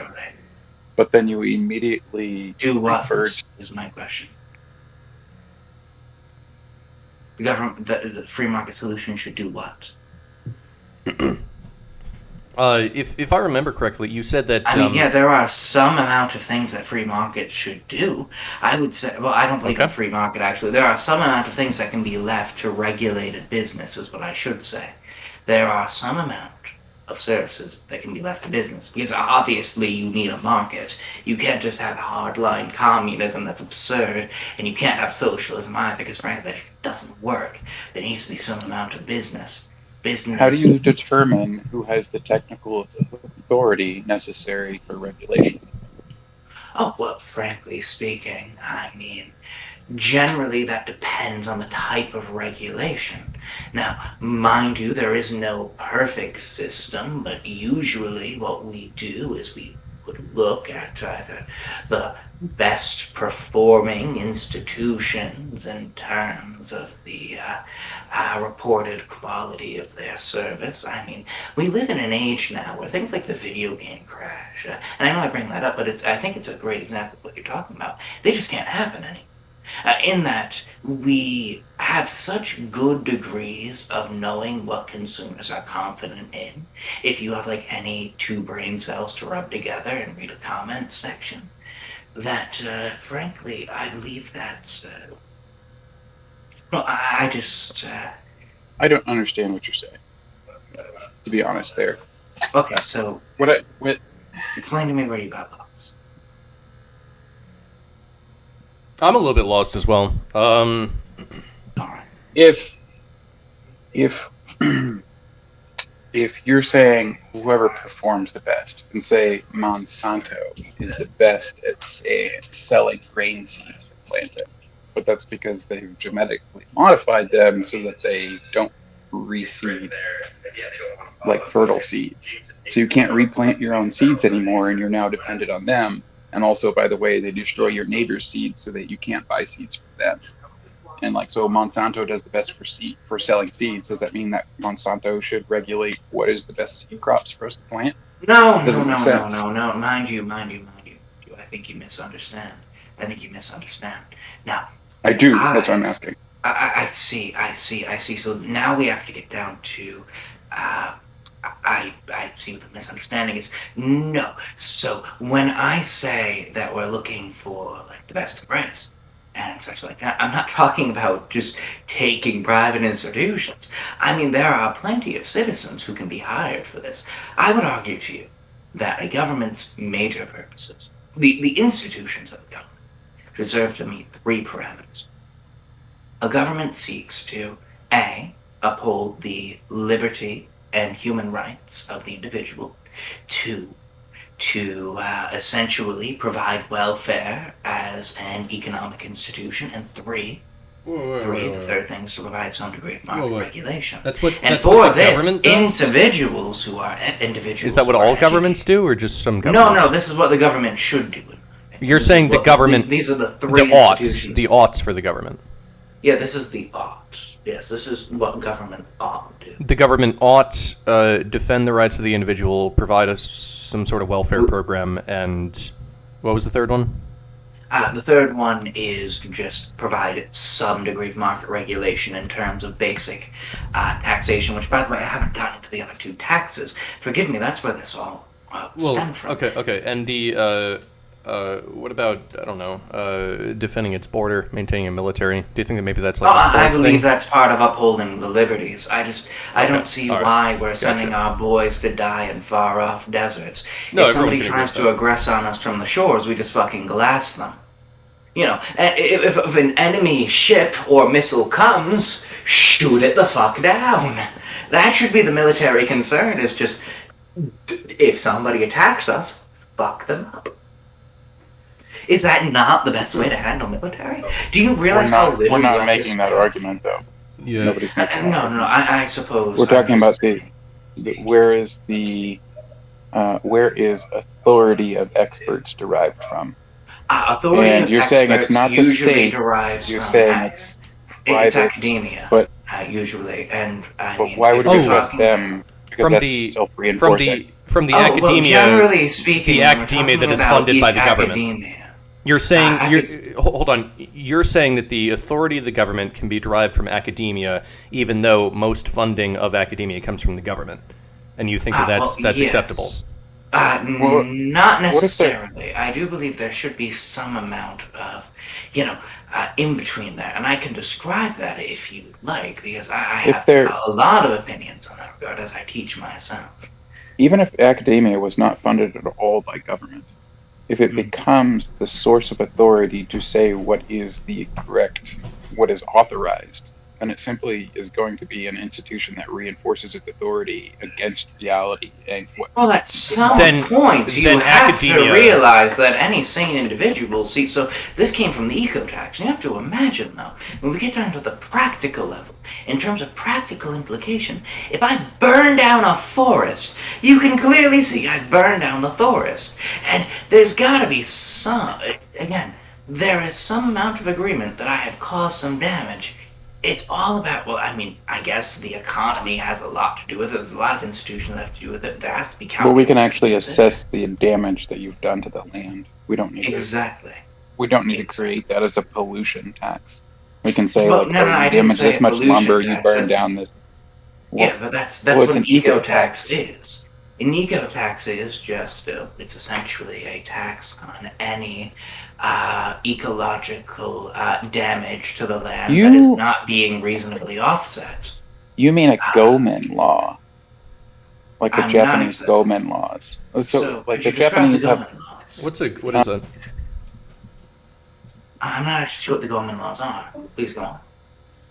That's just what we called them as GIs. Anyway, so like in Japan, if you're on the train and you pull the emergency brake and there wasn't an emergency, and so the train stopped and everybody's late for work, you owe them, every single person on that train, the money that they would have made had they been on time to work. Like, you owe them that money, and the court will enforce it in a heartbeat. It's like almost non-even fightable. Like, I had a Marine, he drank the Habusaki, it's like liquor with snake venom in it, and he climbed up the side of a building, broke into this clothing restaurant, and knocked this coat on the ground. And he went to court, and like, within a day, he was paying for the coat that he knocked on the ground. Like, you have to pay for damages, and it's enforced. Like, it's like kind of like tort in the United States, but it's very, very fast. Like, that shit is on point. Like, if you cause damages, you are responsible to every single person that you cause damages to. And it doesn't require them to file a lawsuit, really. It's just done. Yeah, so basically, Of course, what he was I'm given the proposing- coat, too, So though. you understand that concept? I think I Yeah, can. they understand- gave I him can the explain coat. to you. I can explain to you my concept within those parameters now. So imagine something similar to that, but instead of people, it's land that you. So any damage that you do to land that you are not actively paying for, that. So therefore, that you do not own or will occupy. Because I believe ownership, occupation, I feel like saying land ownership is a little bit disingenuous. You really occupy land. Because in the end, Well, that ownership doesn't is matter. is That doesn't matter. prerequisite. The point being is that, yes, what I'm proposing is something similar to what you're saying, but land-based and, So, if the government makes its money based off of damage that you did to neighboring land, then isn't it in the government's interest to maintain as much land as possible and spread people out? I don't know, so that if you do damage the land, they can charge you taxes for it. And then who decides not necessarily. what's accountable is who decides what harm is? Not necessarily, and mind you, actually, you bring up a very good point, because that's a point that's often brought up against a lot of ecological taxation in this regard. So let's start with that point, because I think that's very, very important to discuss, is who decides what is harm. Now, mind you, usually how we decide harm in this regard, and when I say we, I mean historically, at least as far as I've seen, however, I'm willing to see any sources that disregard this. From what I understand it, the best moniker of system we have for judging what is harm is basically, is the soil damaged to the point where it is completely unusable, or is the natural resources so thoroughly depleted that it could not, within a reasonable time frame, be re-yielded again. Now, you could say, oh, well, what comes down to a reasonable time frame? Well, I mean, at that point, I suppose there's a lot of leeway where that can go. That could be voted. There's a lot of minutia when we talk about a brand new system, right? Instead of relying on external experts who don't have, they don't have any vested interest in whether you don't need external or not. experts. You just hire private individuals who are educated. Let Parallax finish his sentence. Oh, sorry. Right. So instead of relying on an externality that has no vested interest whether you make it or not, or whether that land is actually viable or not, because they're not the person actually using it, why would you rely on somebody that was using it if you're going to do that? Which is more like a tort or a Goman. Frankly, the idea is just you don't walk. So there's a problem that arises when you don't do that. The problem that arises is you'll have, entrepreneurial individuals of a certain degree of wealth who will take that wealth and they'll say, oh, well, what if I just bought up a massive amount of this land and just quickly ripped all its resources out and then sold it? See, Okay. you don't want that necessarily. Right. That I believe in can be a stewardship, but the nature of the rules that you create to try and enforce stewardship have consequences. Like, you can say that, but at the same time, you're now impinging on liberties, and you need some authority, some authority to say what is an acceptable impingement on liberty. You'll have to get some council and some bureaucracy to decide that ultimately. No, because there's no other way to do that. Some amount of bureaucracy does end up being necessary. As much as I hate it, I recognize that full-on anarchy just doesn't work. There will be some amount of authority. I agree. So I may. But if you put a tax on that, then you create a monetary incentive to abuse it, though. To abuse what? The ecological taxation? The authority of the bureaucracy. If the bureaucracy can collect money by abusing their authority, they're going to. Yeah, that's the current system that we live under, and we've seen the issues with it. That is a fair point. However, what I would argue to you is overall, you cannot build a system that is free of all corruption. It's an unfortunate endeavor that we cannot build utopia. But the fact is well, when we look at it, I would argue to you that any system will eventually, over time, over hundreds of years, begin to build bureaucracy. It happened to the United States. It happened to Rome. It will happen to even my system eventually. Because you don't build a system with the expectation that it's going to be forever. You build a system with the expectation that the next, maybe handful, maybe if you're lucky, a couple handful of generations will get something good out of it. Before forest fire has to come in and wipe the slate clean. Yes, exactly. Exactly. See, I don't believe that you can build any system that won't eventually fall. It's actually, it's very simple. People, the the deer that is currently in the forest fire does not like the forest fire. No one does. No organism does, except for certain pine trees that actually can only they only open their seeds after a fire has occurred because they're heat activated.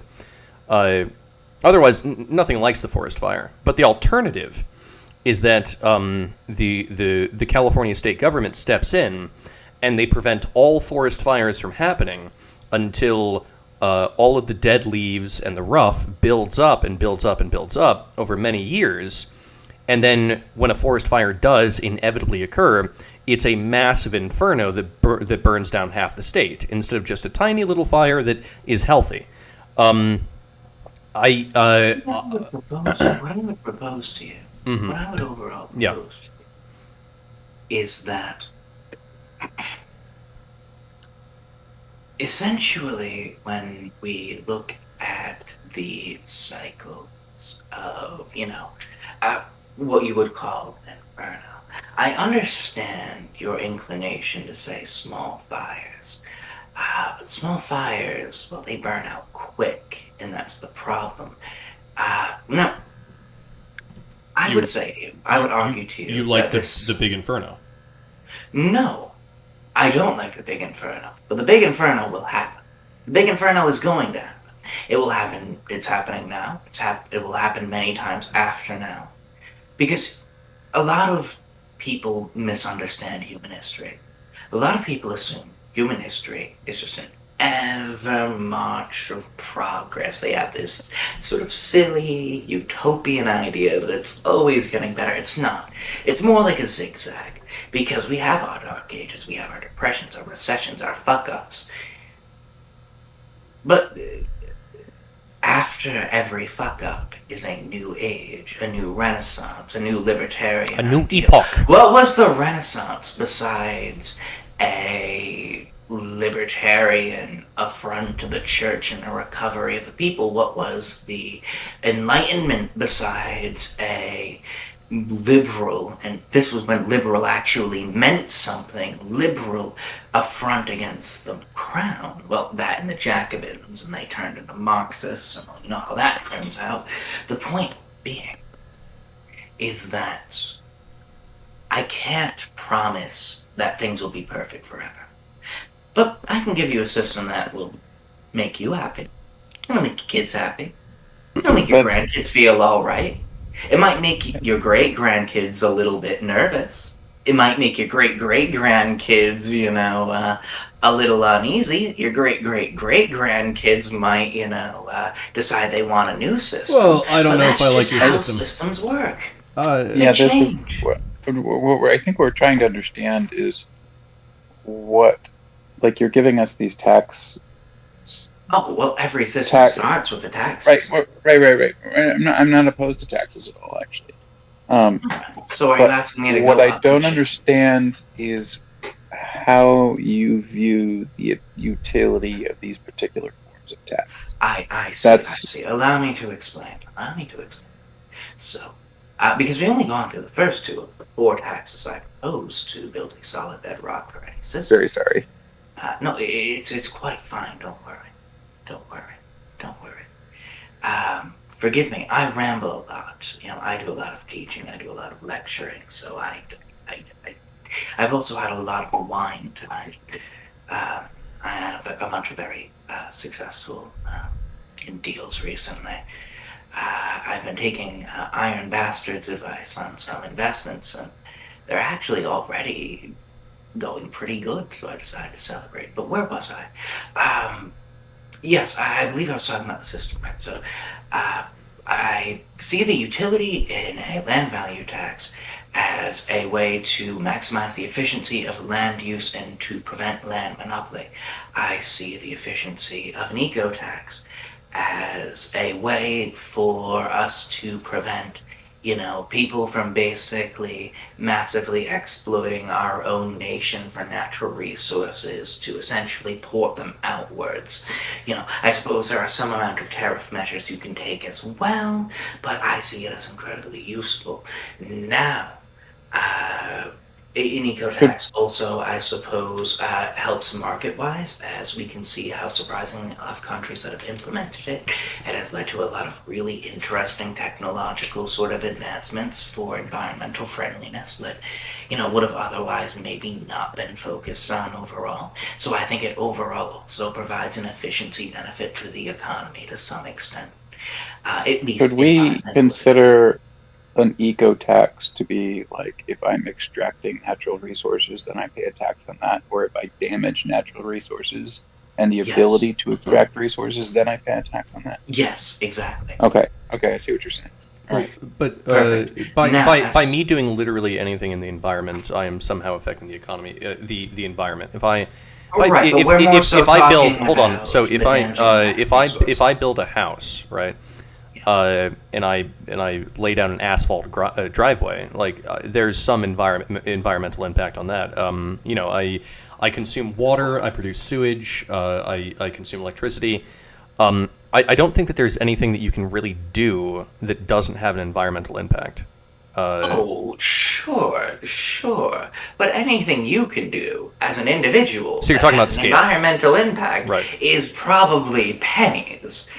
Anything you can do as an individual, unless you're going fucking wild with it, is probably so negligible that it doesn't matter. But let's say you're a crazy person as a gender reveal party, and you burn down a section of national forest or something. What the fuck is wrong with you? You're getting taxed. Or let's say on your land you're extracting extremely large amounts of natural resources. Hey, put a tax on that, shall we? So you want to, as you said previously, you would like to sell off maybe some, if not a good portion of the federal national lands, but you would want them to, I guess, be under the stewardship of someone that wouldn't harm the piece of environmental land that they were given. I guess that's more or less what you're saying. I mean, frankly, fucking honestly, I just say anything that's not like unspoiled American wilderness. So like, I think that's like Yellowstone, Zion, and like 2 other national parks. There's a lot of national parks in America. There's a ton. I would honestly say keep the handful of largest ones, and then sell off the rest to. I mean, I would either say subsidize some of it so that enterprising low-income individuals can have a chance to make their mark, and I would say that the rest can be sold off just at profit as a way to liquidate I mean, honestly, if you want my purest opinion, I think that the best future for America is just balkanization. I really think there should just be mass secession all the way around. That's perhaps a separate topic that we can absolutely go into. I think that that's a separate topic. Yeah, I'm just saying that this is what I would say in a larger America, but in a smaller America, I would say take the land separation to an extreme and just say, hey, fuck it. I think that multiple I think that overall, when it comes to natural lands, especially like land that is in a modern day national park, it is completely devoid of infrastructure. There's no roads that go there. There's no electricity. There's obviously no internet. So the people that would be most interested in buying that land that's out in the middle of nowhere that you need to implement infrastructure to get to would be people that would be interested in extracting the natural resources out of said land. Or homesteading. Well, okay, you can. I mean, sure, you can homestead it, but there's no roads that go there, and there's not a lot of economic opportunity, I guess, in building a log cabin in the woods. Now, I fully support people being able to do so. It's just that I think that economically speaking, the people who are going to want to go after that land it's more likely to be an industrial like I don't know like an industrial logging which sort is of why company, I think that some amount rather than an individual. Which is why I think that some amount of it, as I said, should be set aside and subsidized to some degree. and given, maybe at some amount of discount based upon market price to promising, enterprising, maybe young or lower income individuals, so that they might develop that land, and then we build up, just overall more wealth in the nation. And you gotta remember, so this is just the tax system. No, and so far, it seems to be a lot based off of land. At least the first two taxation laws were land, and then your stewardship over the land. What I will say is that I think that when it comes to the modern day economy, what we're looking at is probably something like IP is kind of a new land grab. I think that the economy is probably more focused on IP than it is on getting 50 acres out in the middle of nowhere. I think that the economy, it's a new beast, and every decade it becomes a new brave new beast. It's a very, very young thing. You have to understand that, economics, even as a study, how long has it been around? Like the 1800s? Well, actually, I heard a quote. I forget who said it, but America is the oldest country in the world because it's existed in the 20th century for the longest. I think there's some truth there. I can see that angle. I can certainly see that angle. I think that the wording's a bit strange, but I understand the metaphorical context.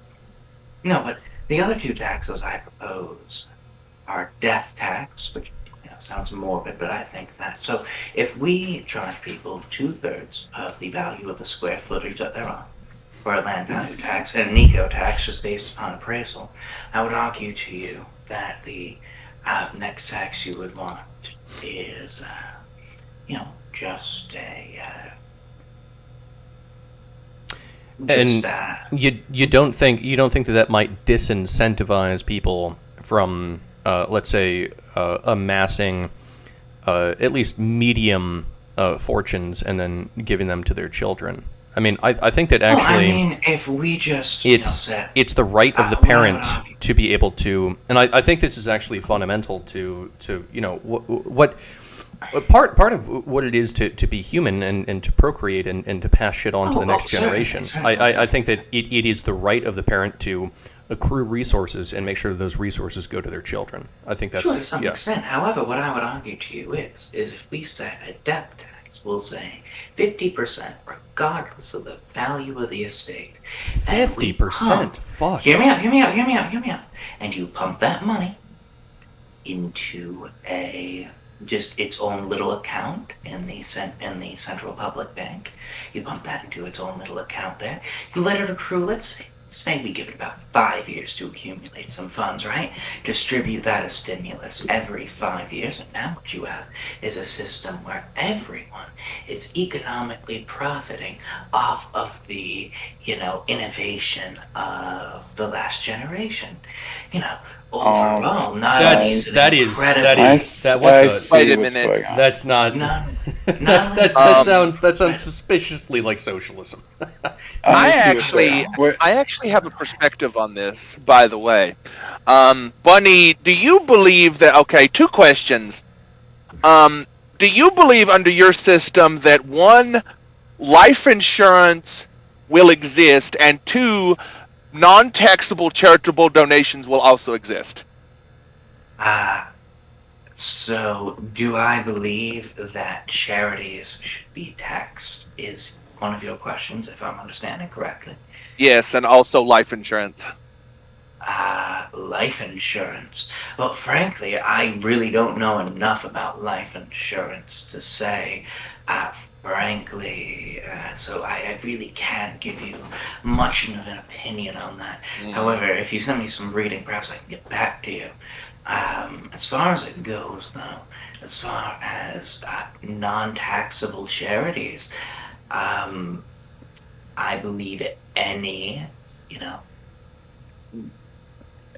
private institution that is making money to any extent should probably be taxed. Yes. Okay, but by definition, a charity is non-profit. Sure. And by definition, because of the debt Unless it's economy that unless we it's one of build- those for-profit charities. No, Yes, we know, General Chief, but I'm talking about like if Giving I money may, to the please, homeless. please, if I may. Yes, and in the debtor's economy that we've built, a lot of companies don't pay taxes because they don't make profits. The fact is there's no such thing as a non-profit. Do you know what there are? There are the institutions that can stay afloat on their own right, based upon their own innovation, their own service to the community, their necessity, and then there's businesses that are simply held up by a legalist jargon that allows them to do. That's the thing. No. The idea that a non-profit is anything more than a failing business is absurd. If you cannot cover your own expenses to keep the lights on, frankly speaking, your money, we'll always accept your money, don't get me wrong. If you want to be, like the Catholic Church, they donate so much money. Sure, we're happy to, help you do some charity. So, we could just, allow you to, be taxed in order to contribute to the welfare system. See, if we structure that right, as we've seen in the Nordic countries, it can actually make us money in the end. So we spend the time and effort that it takes to reconstruct that, to revitalize our citizenry, as we look towards a mass refocus on the internal sphere, and then maybe we can have something that's a little bit more stable on the baseline. I will. This sounds like a Marxist burn to me. I also I does. will not accept the idea that a Nordic country. By the way.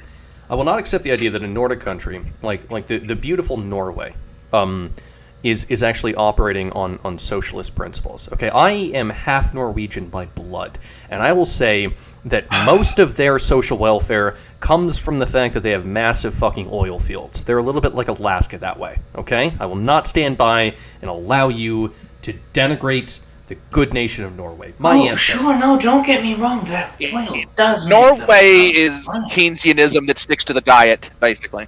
Well, yeah, a little bit. All right, so back to the death tax.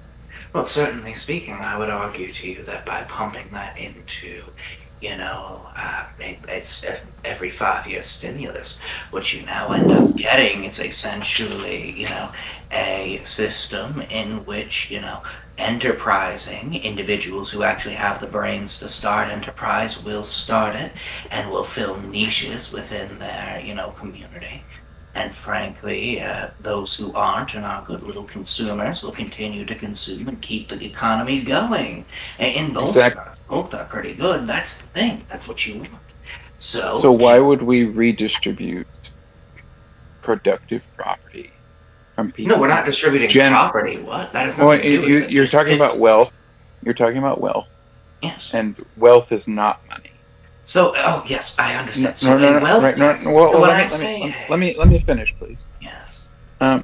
So you have to liquidate wealth in order to be able to redistribute it, because it doesn't. It's imaginary value. It's what we think something would be worth. It's not. Hold on, but you have to take away. You have to liquidate productive property from people who have experience and success with the productive property, and redistribute it to your consumers who don't have the experience. So here's the problem. Or the drive to be productive. Now you're misunderstanding. So I see what the problem is.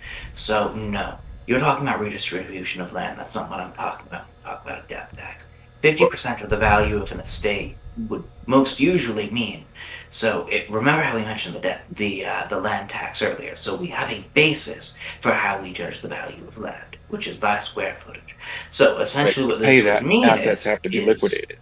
Would not necessarily. Do you Oftentimes, not believe that do you not believe that the estates that the inheriting parties could pay 50% of the value of the square footage of the property? no, dude, Nobody, that's insane. nobody who is productive with property has 50% cash margins on hand. Nobody does. Everybody is maximally invested into their property. Nobody who is successful with But money we're does that. not talking about them. We're talking about their inheriting parties. Right, and to inherit that and then to charge 50% of it, you have to liquidate 50% of productive property. Not necessarily. Because it's not as money. It's never as money. If you look at well, we can look at the wealth distribution within like the United States.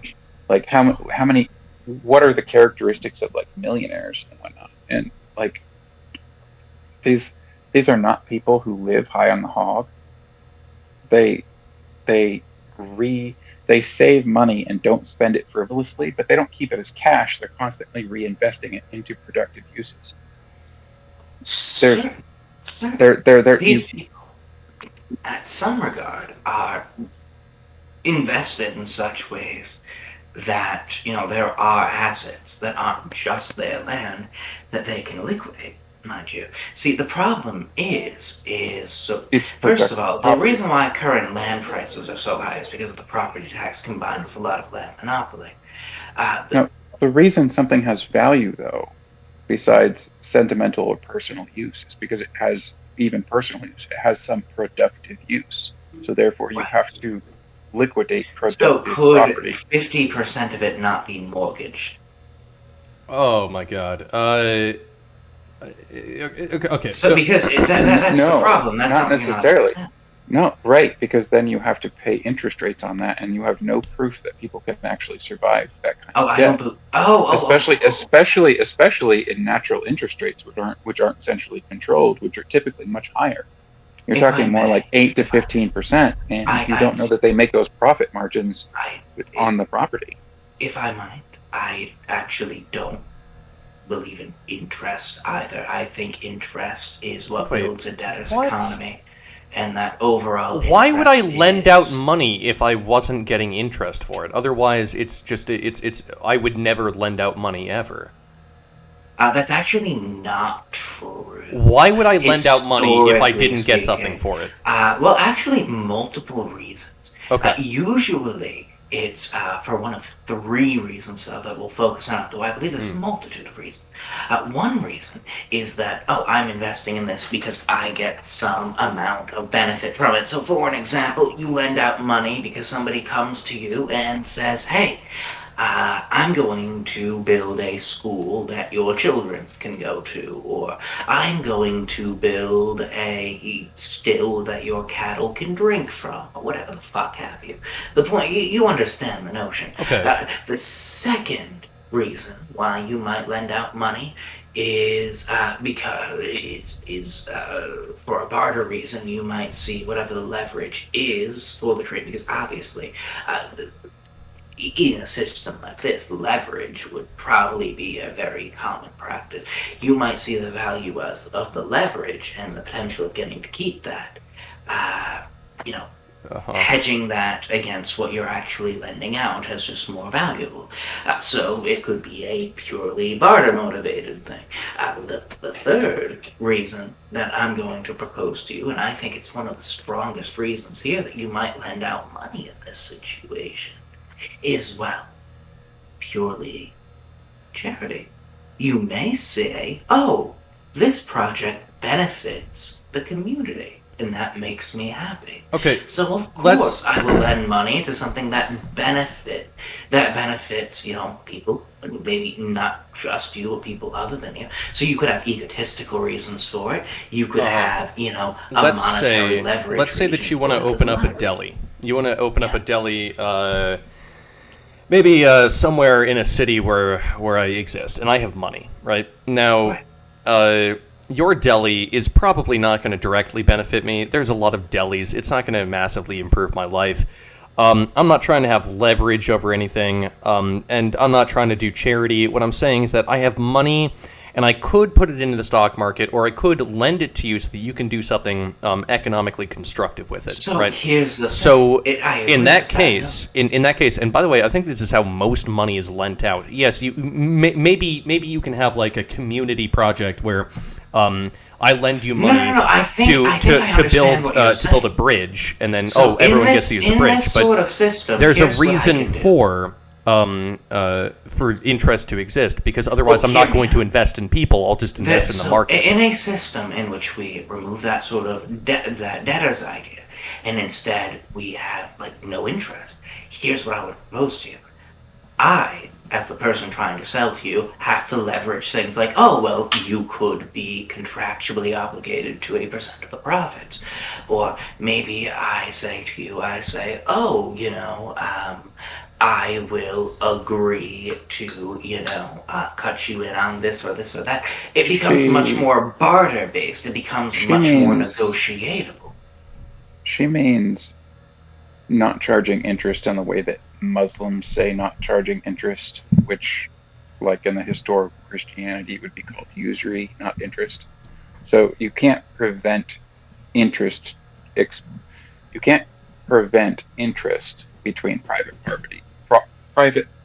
parties, because people can just agree to borrow money and pay it back and there's tons of incentive to do that. What she's saying, I think, is like in usury, there's like, because I'm a distributor, so I believe that usury should be banned, but not interest. And the difference is usury has two kind of main definitions. It's that you can't charge interest for something that's consumed in its use, meaning if somebody is starving and they need money for food and water, I cannot morally charge them interest for something that they cannot get a return from, but especially since they need it for sustenance. Well, you can also just not give them the money in the first place, then, and say "fuck you." I could give them the money, or I could lend them the money at zero interest, and that would not be bad. But why would I ever? That seems like an incredibly poor investment. That's basically charity because it is charity in that case. Well, and that's really that's fine. why you can do that's charity. why you don't charge interest for it, because all you're doing by charging a poor person interest for their basic necessities is creating greater poverty for them. In that case, hold on. So in that case, the incentive structure will be that, okay, I have two places that I could send my money to. Either A, I could invest my money in some sort of a publicly traded stock, or B, I could take my money, I could give it to a poor person who can not get food and bread. Like they need my money for food and bread. There is no way that I'm going to get a return on that. So in that case, and it's voluntary. I in effect, yes, I can do charity, but it makes no sense to say that, oh, if you're giving money to a poor person, you can't charge interest. Well, if you disallowed that, then people wouldn't give money to poor people in general, except for in the case of charity. And charity is not usually the best source when it comes to trying to start a business or something. So it's to prevent lending money from replacing charity, essentially, because you don't want to further impoverish the poor. So the first rule is that you don't charge interest for things that are consumed in their use, and the second rule is that you don't charge interest that's not related to the productive value of the property. I can that was tell a little bit more tricky. That is basically that you cannot have interest rates. You cannot charge interest that's not associated. It's not attached to the productivity of what it was borrowed for. So if I have a rental property, and I want to buy a rental property and I need to borrow some money, and so I come to you and ask to borrow some money. You would, under a non-usurious system, you would not be saying, well, I'm going to charge you 15% interest. You would be able to charge me a percentage of the income from the rental property. So if the market went up or down, your profits would go up and down as well. But the advantage of this is that you don't have cascades of leverage on top of leverage, or you don't have the risk of default and the disassembly of all the market connections that occurs in the current type of money lending system that we have. There's a lot of advantages to that, and I think that's what she's saying. It's not that there's no interest. You can invest in it. Like you would invest in the stock market right now, and most of the time your value that you derive from that is purely speculation. It's not actually that the stock is worth a whole lot more, because they've actually borrowed more than their damn company's worth, and if they default on the debt, your stock is worth nothing. It's the last resort. It's the last thing that's paid out is stocks. So, and you're not making money based off of how much money that company is making. It's just because that company makes more or less, the speculative value of part of its ownership goes up and down. But in a non-userist system, you would buy stocks, and the stock would actually pay you a portion of that company's revenue. And they would have to maintain enough stock in order to pay their employees, in order to pay their expenses, because they have to keep a percentage of their revenue necessary for their own expenses, but they needed to borrow money, and so you get paid money based off of their profits. Okay, and what if what if in general speaking, I'm a lender, right? And it's my position that I have money and I give it to people. That's a lot of how our economy operates. Now, what if I don't necessarily want a 10% stake in the home that someone has? I'm not even sure how I could extract value out of that, except for whenever they decide to sell it, I will get 10% of the proceeds from that. You would get. I think that as a lender, it's actually of greater interest to me to be able to make a short-term bet, not a long-term bet. So if I want to help, hold on. I was in the middle of a sentence. So, if I want to say help someone buy a home, and I'm going to give them 10% of the money that it takes to help them buy a home, then maybe I don't want to do a long-term investment as a lender. Where I have to wait until they decide to sell the house until I see the profits. Maybe I want to do something short term. Well, short term means, okay, I'll tell you what. I will give you $10,000, and within the next 10 years, you have to give me $15,000 back. And like we can set up like a very simple system like that. That is a completely fair thing to do. I don't see anything incorrect in doing that. I don't see any inherent wrongness in that. In fact, I don't see any inherent wrongness in something as predatory as payday loans. I think that they are an expression of the economy, and I think that that's okay. That's fine.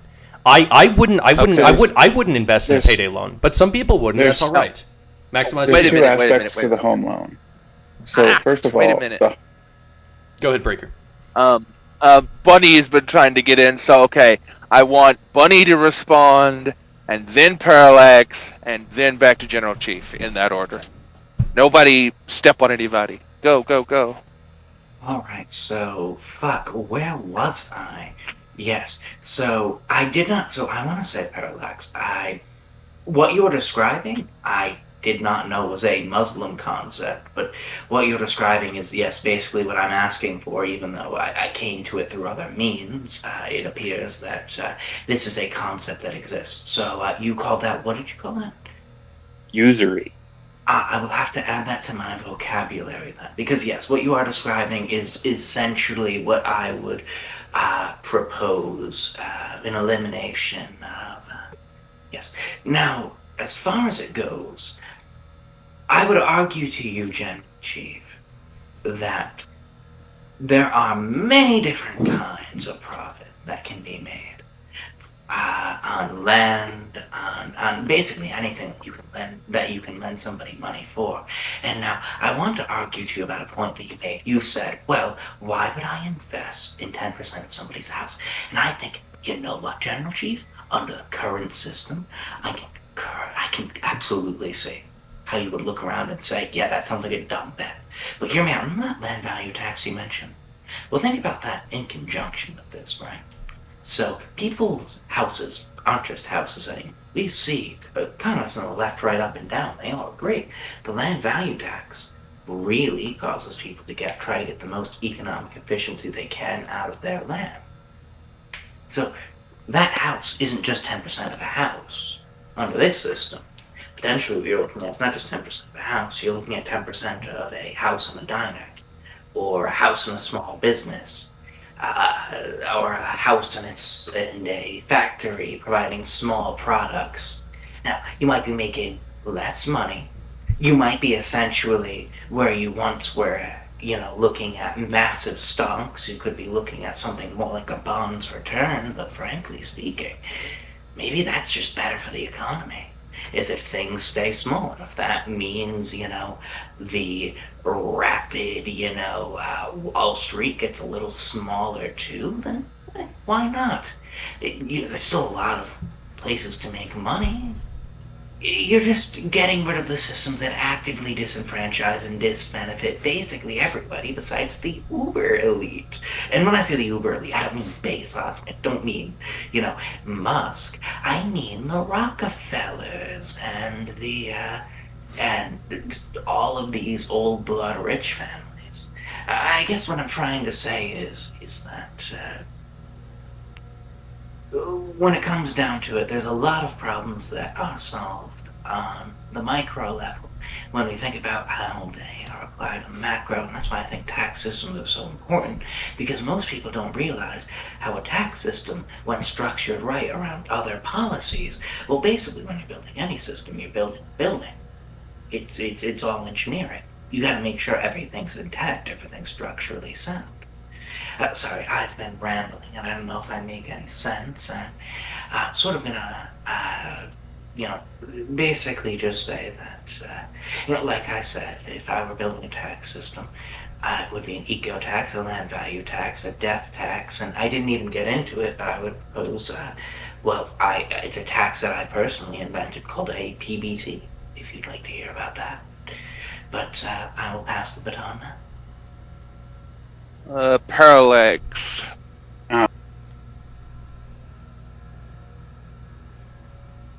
Parallax don't die. I heard Parallax make a sound. Hello, sorry. Yeah, you're That's my there. finger. Go. So if you're a lender and you're lending people money for homes, what is your economic incentive if you acquire that home? Through default, for example. Because usually that loses the bank money. Well, the bank is incurring a risk. That's any loan has a risk associated to it. So, right, but it's a non-productive asset. So what's the difference between the person saving up money or borrowing and then driving up the prices in the market? But there's no economic incentive if you should acquire the property. The incentive to the person themselves is that it is oftentimes better to acquire the property and then pay off the loan than have to accumulate, say, $300,000 in order to buy the property outright. But it costs $300,000 because the money is available for lending. Well, Right. let's say for instance that let's say that under normal free market systems, the property is worth $300,000, right? There are benefits to securing the property and making the property productive, and then paying off the money to the lender, rather than waiting 30 years until you can accumulate $300,000 to your own person and then buying the property. And there's many economic benefits to doing so. And even if the property itself isn't productive, you can buy a home and raise a family there while you're working, say, a productive job, right? So there's lots of reasons why it is that you as an individual would want to acquire the home sooner rather than later, and especially because we live in a market where it has seemingly infinite growth and property values overall always go up. Right, but remember, we're not working the current market. We're working with a, when I'm describing the ideology I propose, we're talking purely hypothetical. And I see, I see no reason why it is that, if I think that the attempt to get rid of quote-unquote usury would be less effective than the attempt to abolish alcohol. I don't think that that's ever going to happen. Hold on a second. I agree. Just usury alone, it might fix some problems. But that's not the panacea for the poison. It, as a supplement to a land value tax and other systems, I can suggest to you, I believe, is, because I'm a practicalist, I like to talk about the nitty-gritty policy because I believe that's where we can cause the most change. So, what I can argue to you is that yes, on its own, one piece of the puzzle does nothing. Let me lay out to you all of the puzzle, and I assure you, I can propose to you a system that will make modern economics shudder and piss itself.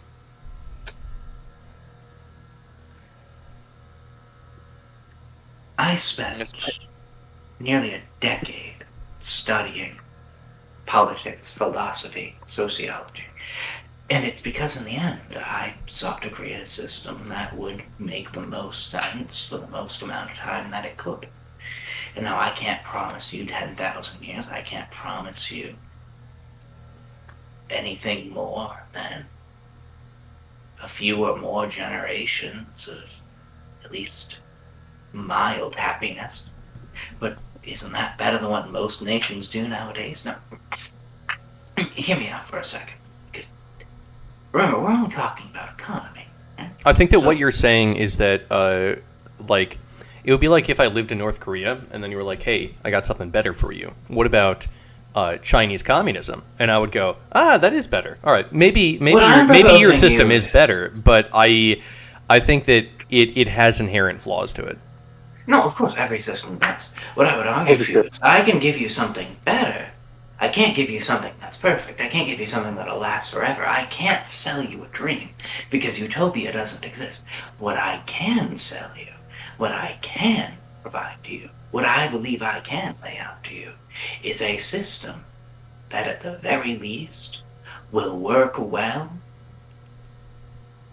and will function until you die, and, well, theoretically and hopefully, based upon what I've looked at in history and calculations, should at least be all right until your great grandkids get around. And by that time, I think the idea that the system shouldn't change is absurd. Systems always change. Do you want to know something? That's actually exactly, I think, the deal that the neoliberals made with the American populace. Oh, no. The deal I think it is. That the American, I can tell you the deal that the neoliberals made with the American populace. The neoliberals made this deal. They said, hey, if you will accept outright imperialism and us literally shipping your jobs away overseas just because it makes us, the elite, a bigger, better dime, we will totally promise you that those rich people, well, they're going to have all this money, and they're going to spend. It's called Reaganomics. They're going to trickle all down, and then you're going to see all of that kickback, and we're going to live in the land of sunshine and posies. They lied to people. They scanned them. They said, let's just serve the hyper-wealthy elites, and that will somehow help. It eventually became that because of inherent corruption. But I think that, honestly, if you look at the neoliberal policy agenda, the promises were along the lines of what you're proposing. It was, look, I don't know what we're going to do 100 years from now, but right now, in the short term, this is a thing that could potentially make Americans wealthy. And by the way, it did. The neoliberal agenda was not all bad. It actually did some good things. It actually did increase Americans' wealth in the short term. Well, I have a question then, because I like to look at that problem at little top and bottom.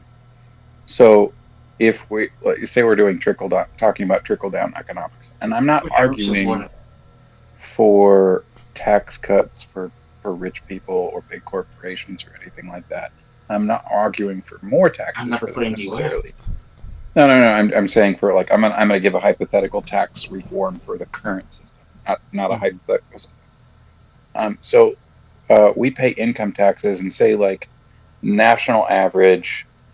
Let's just say it's higher than this, but say like $50,000 a year is the national average for what it takes you to not have to worry about money anymore, where you could live comfortably and like save up and survive crises and stuff like that.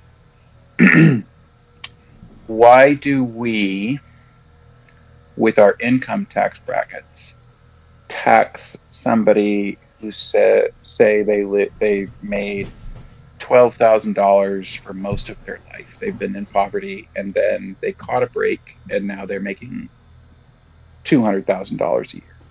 We immediately start taxing them at the higher bracket, despite the fact that they've lived their whole life in poverty and they have not been able to accumulate the wealth or independence that having made that amount of money, the $200,000 their whole life would have done for them. We totally neglect the fact that they haven't been able to build a life or stability. And I'm not saying to give them money like welfare. I'm saying you could say give people a credit so that for however long they've been a working adult, if they've made less than that $50,000, they're credited income for the future that won't be taxed, and it accumulates. So that's just welfare with extra steps. What? That is literally just the same thing as welfare, but with no, extra it's not, steps. Because it's not welfare, because you're never giving them money. I'm not you are talking about literally giving them, no. You're just saying we're going to take less money from you. It's the same fucking thing. It's literally the same fucking thing. It's not the same thing, because in a welfare program you don't have to be productive to gain the money. And what I'm proposing, in order to gain wealth, that depends and on be the welfare program. The person.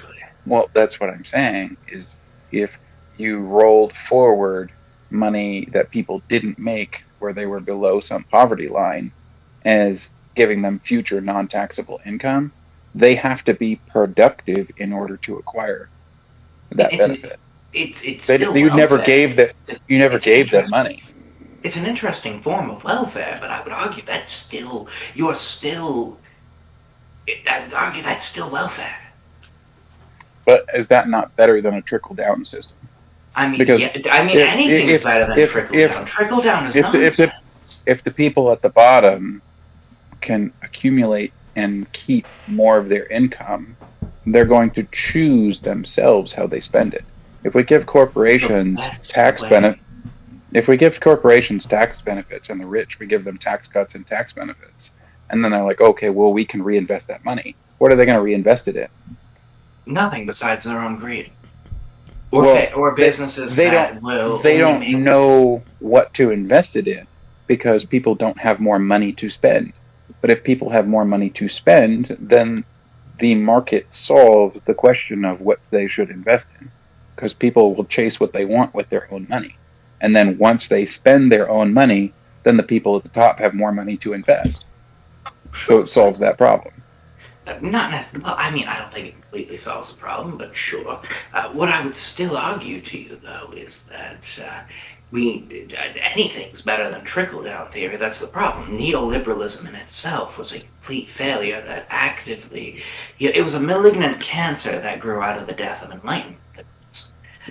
Neoliberalism doesn't even really share very many characteristics with its Enlightenment counterpart. See, what ended up happening was we can look at early America, we can look at how while the right was subverted by religion, the left was subverted by a corporate interest. And over time, that's blossomed and budded and developed into a suppression of the beatniks, a suppression of the hippies, a complete 20th century and 21st century breakdown that's led us into now. Yeah, but General Chief was defending that there were some benefits to the trickle-down system. You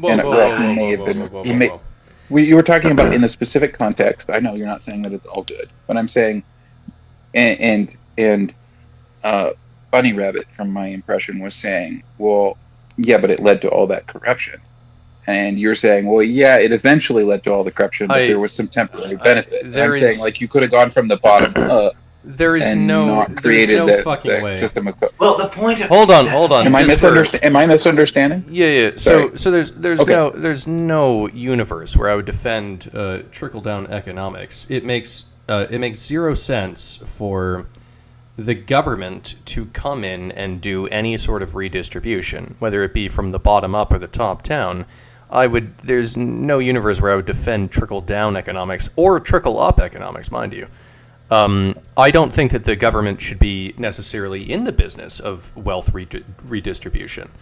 So no, Why that's would not we- something that I would defend. Why? Okay, so you're calling what I proposed, for example, as trickle up. Why would we tax people in the lower income brackets? Why would you give them money? I mean, But why would we tax? Why would we tax them money so that we could spend the money to tell them what they need? Well, when yeah, they yeah, could- exactly. It makes honestly, I think that taxing the poor to give to the rich seems like a bad idea, but also taxing the rich to give to the poor seems like a bad idea. I'm not super interested in any sort of wealth redistribution program. No. I'm saying tax everybody to benefit everybody. I'm saying everybody. You know, so with the death tax, because I'm pretty sure that's where this all stemmed from, by the way.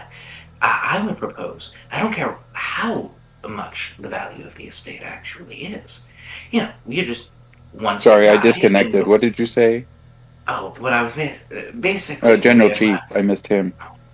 Oh, yeah. I'm not in favor of any form of government redistribution of wealth, be it top down or bottom up. Like none of that. Yeah. What do you think about crediting people for time that they spent in poverty? You're not. How do you define poverty? How is it that you would? What is the credit that you have earned by being impoverished? I don't understand. I mean, like, if you want people to be productive and be able to invest productively, so that, like, everybody is a small business owner, for example. Not everybody starts out there, but I don't think everyone can be a small business owner. I think that No, you're going to not have at all. workers. well, right. It's not a. I don't mean it in a utopian sense, but, like, the ability for people.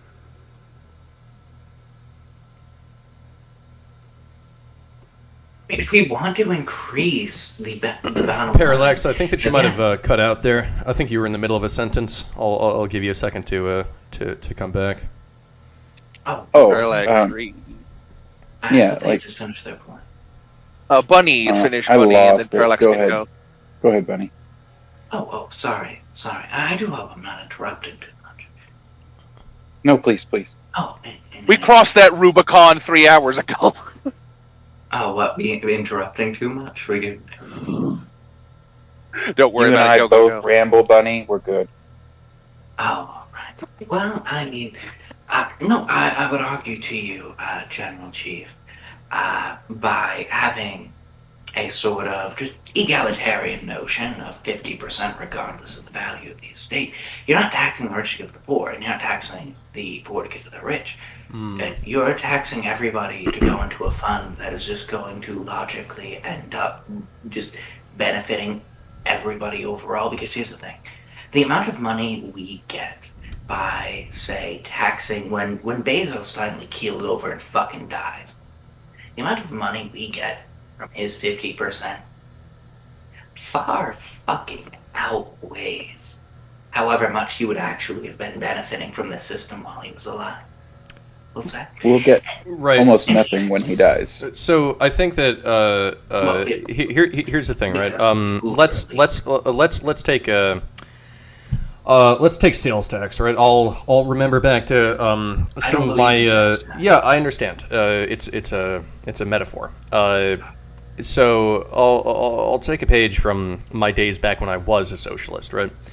The sales tax actually affects the poor more than it does the rich, because for a poor person, maybe 80% of their money is going into buying food and water and just items from the store to keep themselves alive. Now, what percentage of a rich person's income is going towards necessities? Well, it's actually far less. The lion's share of their money is probably doing something else somewhere. Maybe it's invested. Maybe it's in property. Who knows? It could be in a multitude of different things. But the point is that although something like a sales tax, technically speaking, is a flat tax, in practice, it is a regressive tax.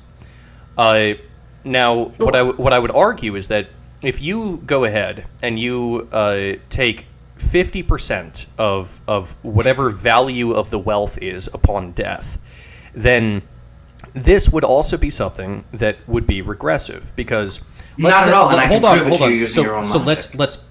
let's say that I own. Let's say that my dad owned a small farm, and I've been helping him out on that farm.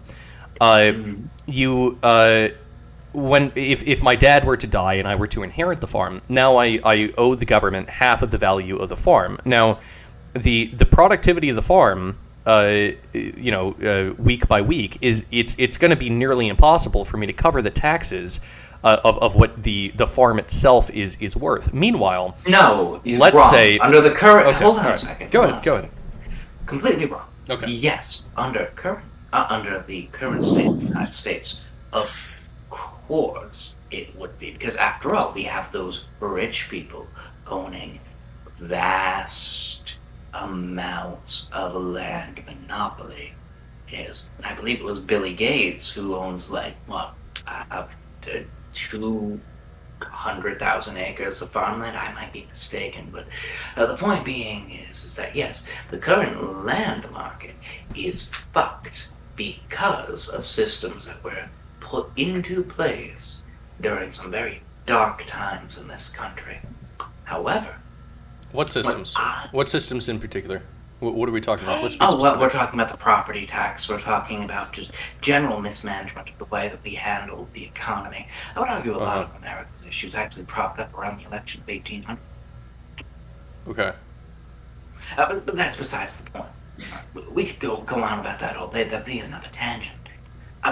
Honestly, what I'd really, really like to lead us into, because we have a tax system. At the very least, it has a component of, basically assuring that each generation, economically profits off of the innovation of the last.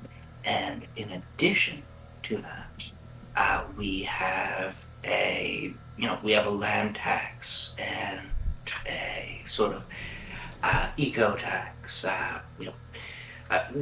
Generally speaking, given what we've laid out a basis for, I think perhaps talking about currency next is best, because, well, if we're going to talk about taxes, I think the next part of building a system is talking about how currency should be handled.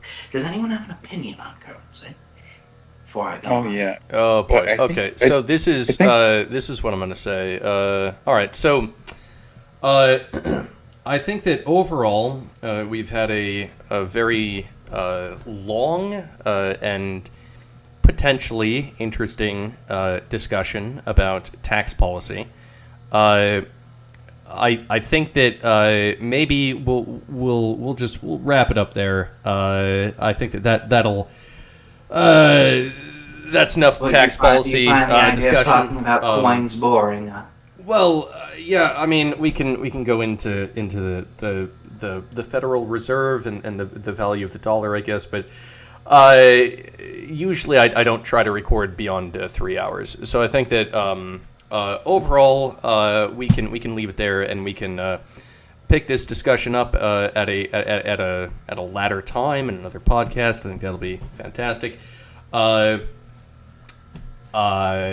But I think we've gone over time, so we can just leave it at that. I think it's good. Breaker, I guess. Goodbye to you, sir. Poor Ironbeard. Say yes, what? Yes, of course. Oh, I've been having a blast, guys. Bunny Rabbit. Goodbye. You have anything that you want to say? Do I have anything I want to say? Not really, actually. I'm pretty good currently. Okay, all right, cool. I've talked a lot today. Parallax, adios. Any last ideas? Sorry I talk so much. No, you didn't, man. You were good. You were awesome. And Iron Bastard, also adios. Good talking to you. Good chatting with you guys. Georgism is communism. All right, fuck yeah. All right, peace out, everyone. Cheers. Later, Gators. Cheers.